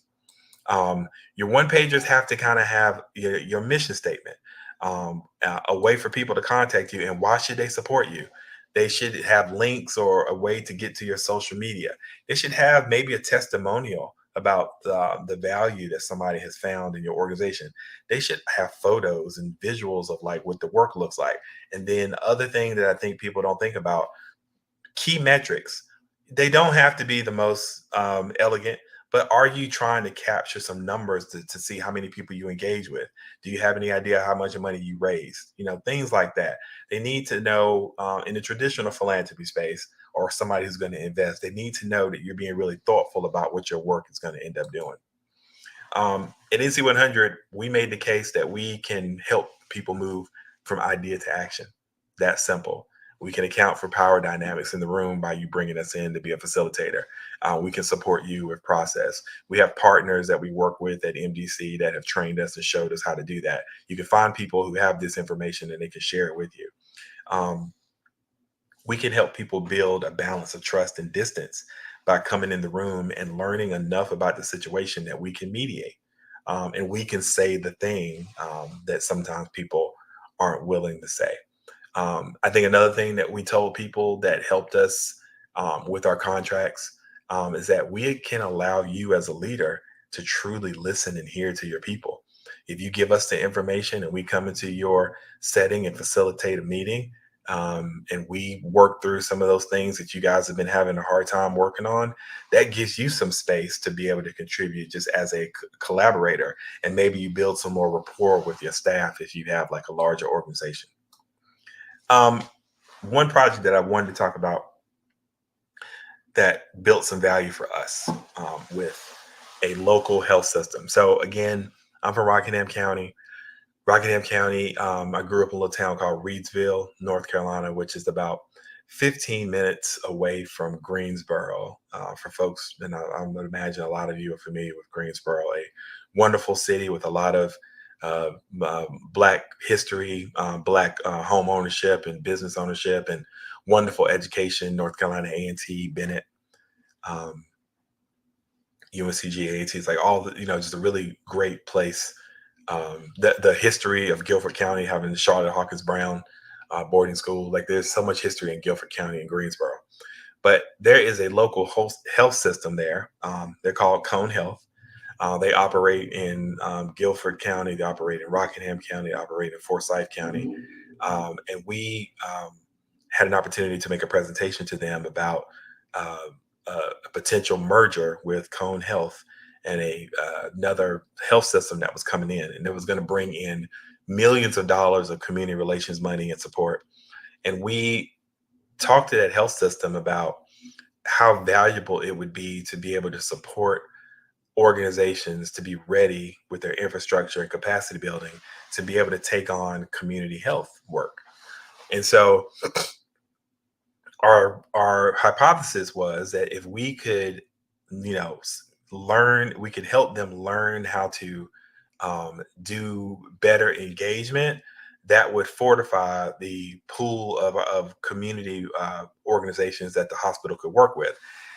It gets the hospital their mission of making their community healthier. It supports these other organizations that are struggling and need money to be able to move their work forward.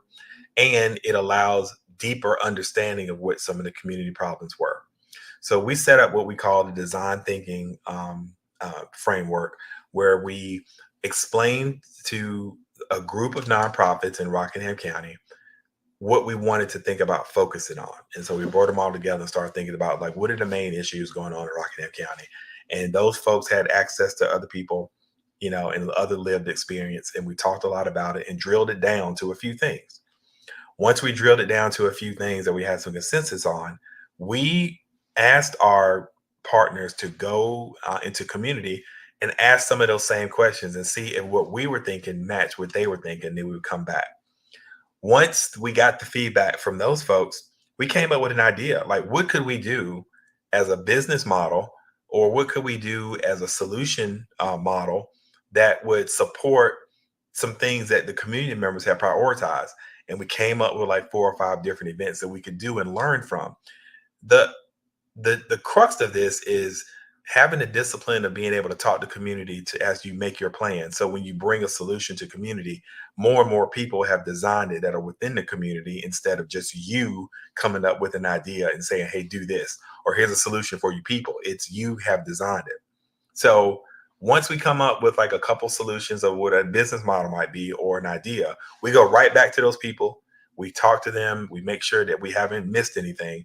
And then we do the event or we do the solution. Like we figure it out in a very lean way. We got money from the Kate B. Reynolds Charitable Trust to kind of do this work. And we did 2 or 3 different things, and not all of them worked, but we learned from how it failed. And, you know, a really smart person told me, you know, a couple months back that if you change the word fail to mean first attempt in learning, then you see the value in being able to have some type of project that you take all the way through. Whether it succeeds or fails, you're still winning because you learned something. And so we continue to do that, and it was very, very, very successful. I don't know if we're able to show that video. I haven't seen anything here in the chat that says that we had access to it. So I'm assuming that we're not going to be able to show it, but I absolutely would love to have Dr. Kelly and the other folks here at the Expo be able to share that video, because I really, really would love for you all to see what that looks like. Oh, so you were able to get that up. Can we show that really quickly just so you see what that looks like in practice? And then I'll close.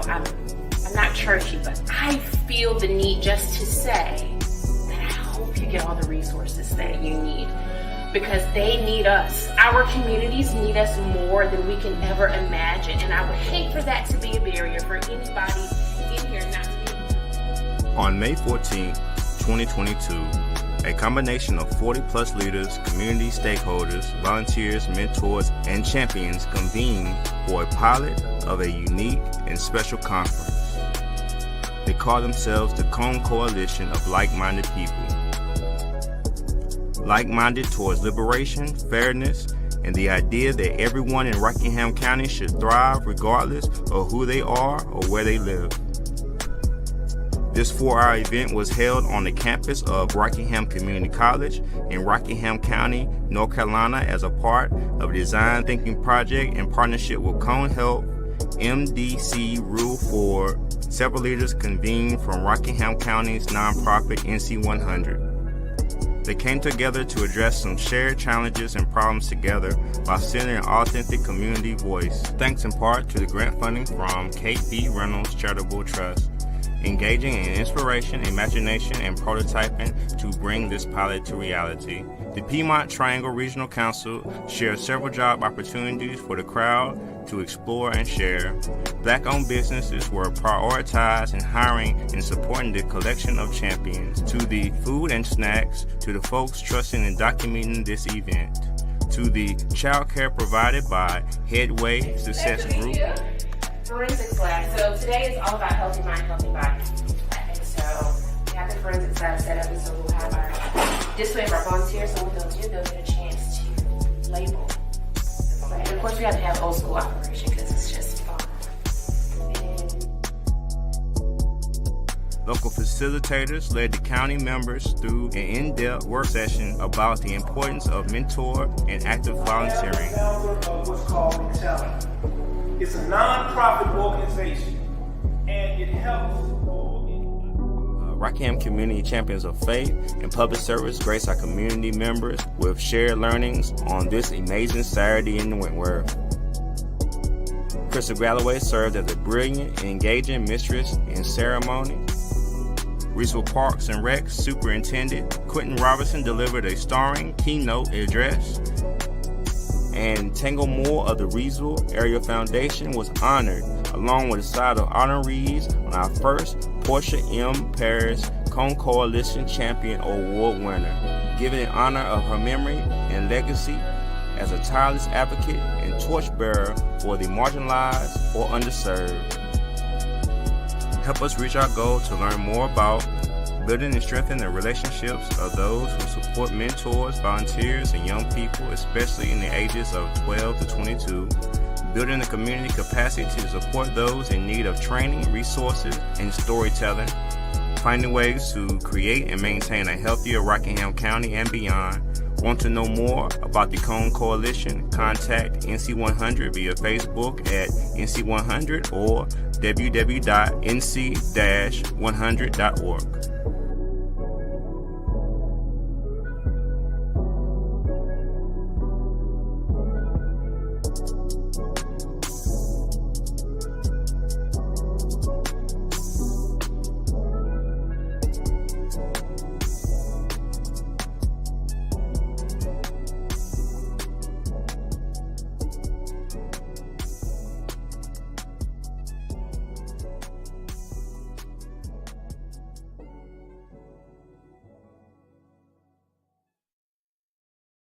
Thank you for indulging me on that. So you see, like, that's what that looks like. And we created that video with, like I said, like the video said, we prioritize all Black businesses.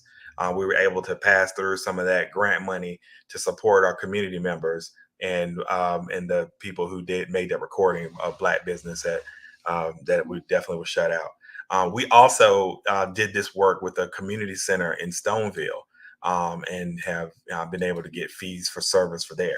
So once we kind of illustrated that that's the value that we could bring, that's not a grant. That's something that we provide as a business that we charge for. Now, that profit is not going to somebody's pocket. It's going to continue to support the work that we do so we can put on programs for free.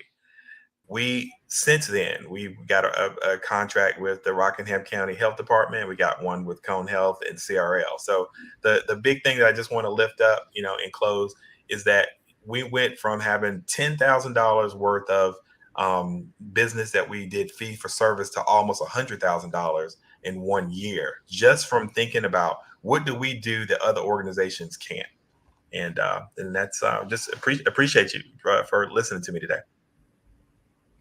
Oh, well, thank you so much, Merold. This has been a wealth of information, and we want to give you special thanks for being one of our sponsors.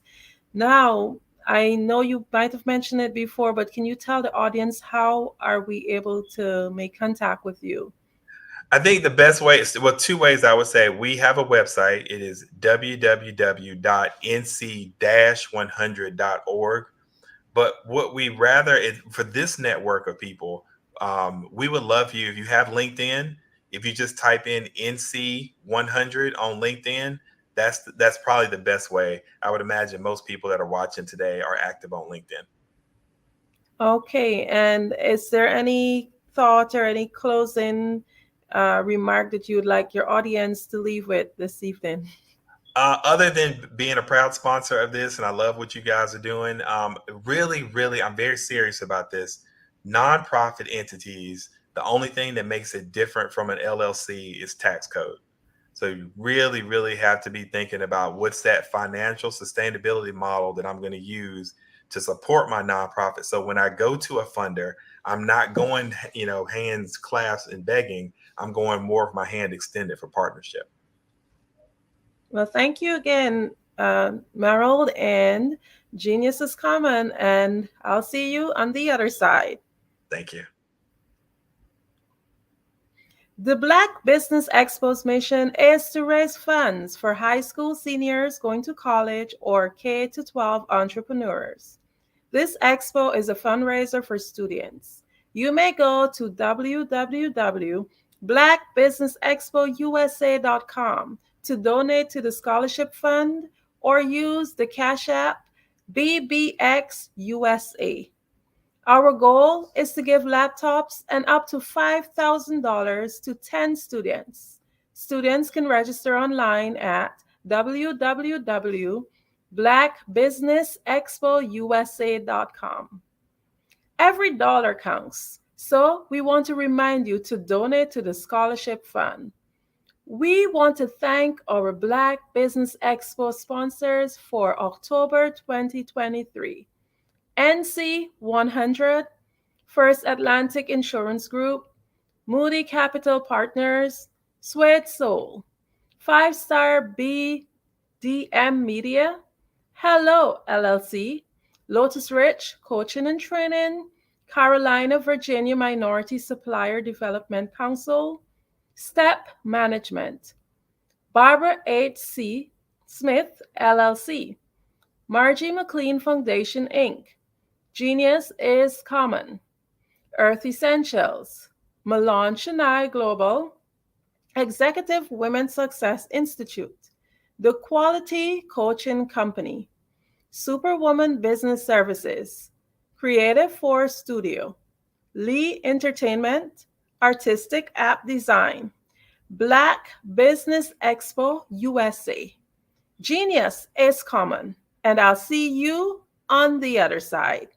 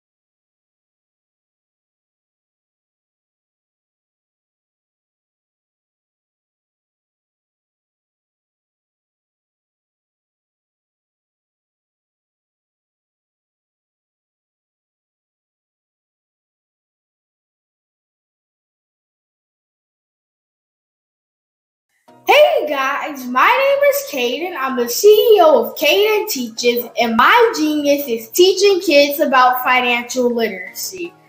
Throughout my financial products, such as my financial flashcards, my activity book, and my newest project, my financial bus, which I bought. And on the bus, it has a mock bank where kids will learn how to deposit and withdraw money, a mock grocery store where kids will be able to learn how to have a family budget, and a mock stock exchange where kids will even be able to learn how to invest in stocks. Now, I decided to start teaching kids about financial literacy because I find that most kids graduate high school without even knowing the basics about financial literacy. And I feel if I were to teach kids about financial literacy, that I would be able to help kids tap into their genius. And I actually learned about financial literacy to my dad because I would go to business meetings with him, and I would always see that they were talking about financial literacy. And at that point, I didn't understand what financial literacy was. So I took it upon myself to learn about financial literacy and teach it to kids in a way that they could understand. But I want you guys to help me help kids tap into their genius by going to my website, cadenteaches.com, and you can sew into me in my financial bus by going to my GoFundMe link. And remember, if Caden can, you can too. Because genius is common. You are in the right place at the right time. The Black Business Network opens again for its Black Business Olympics, a 24/7 broadcast on business, strategies, global branding, social media marketing, finance, advertisement, and much, much more.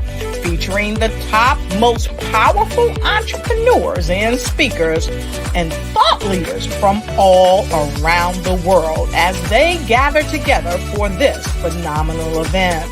Join The Black Business Network, streaming live into the metaverse. STEM City, USA, Black Multiverse, Pod TV, Roku, Hulu, iHeartRadio, Apple TV, YouTube, TikTok, Instagram, Google Podcasts, Facebook, LinkedIn, IBM TV, Spotify, and Twitch. Tune in today and be a part of this amazing movement. The Black Business Olympics welcomes you.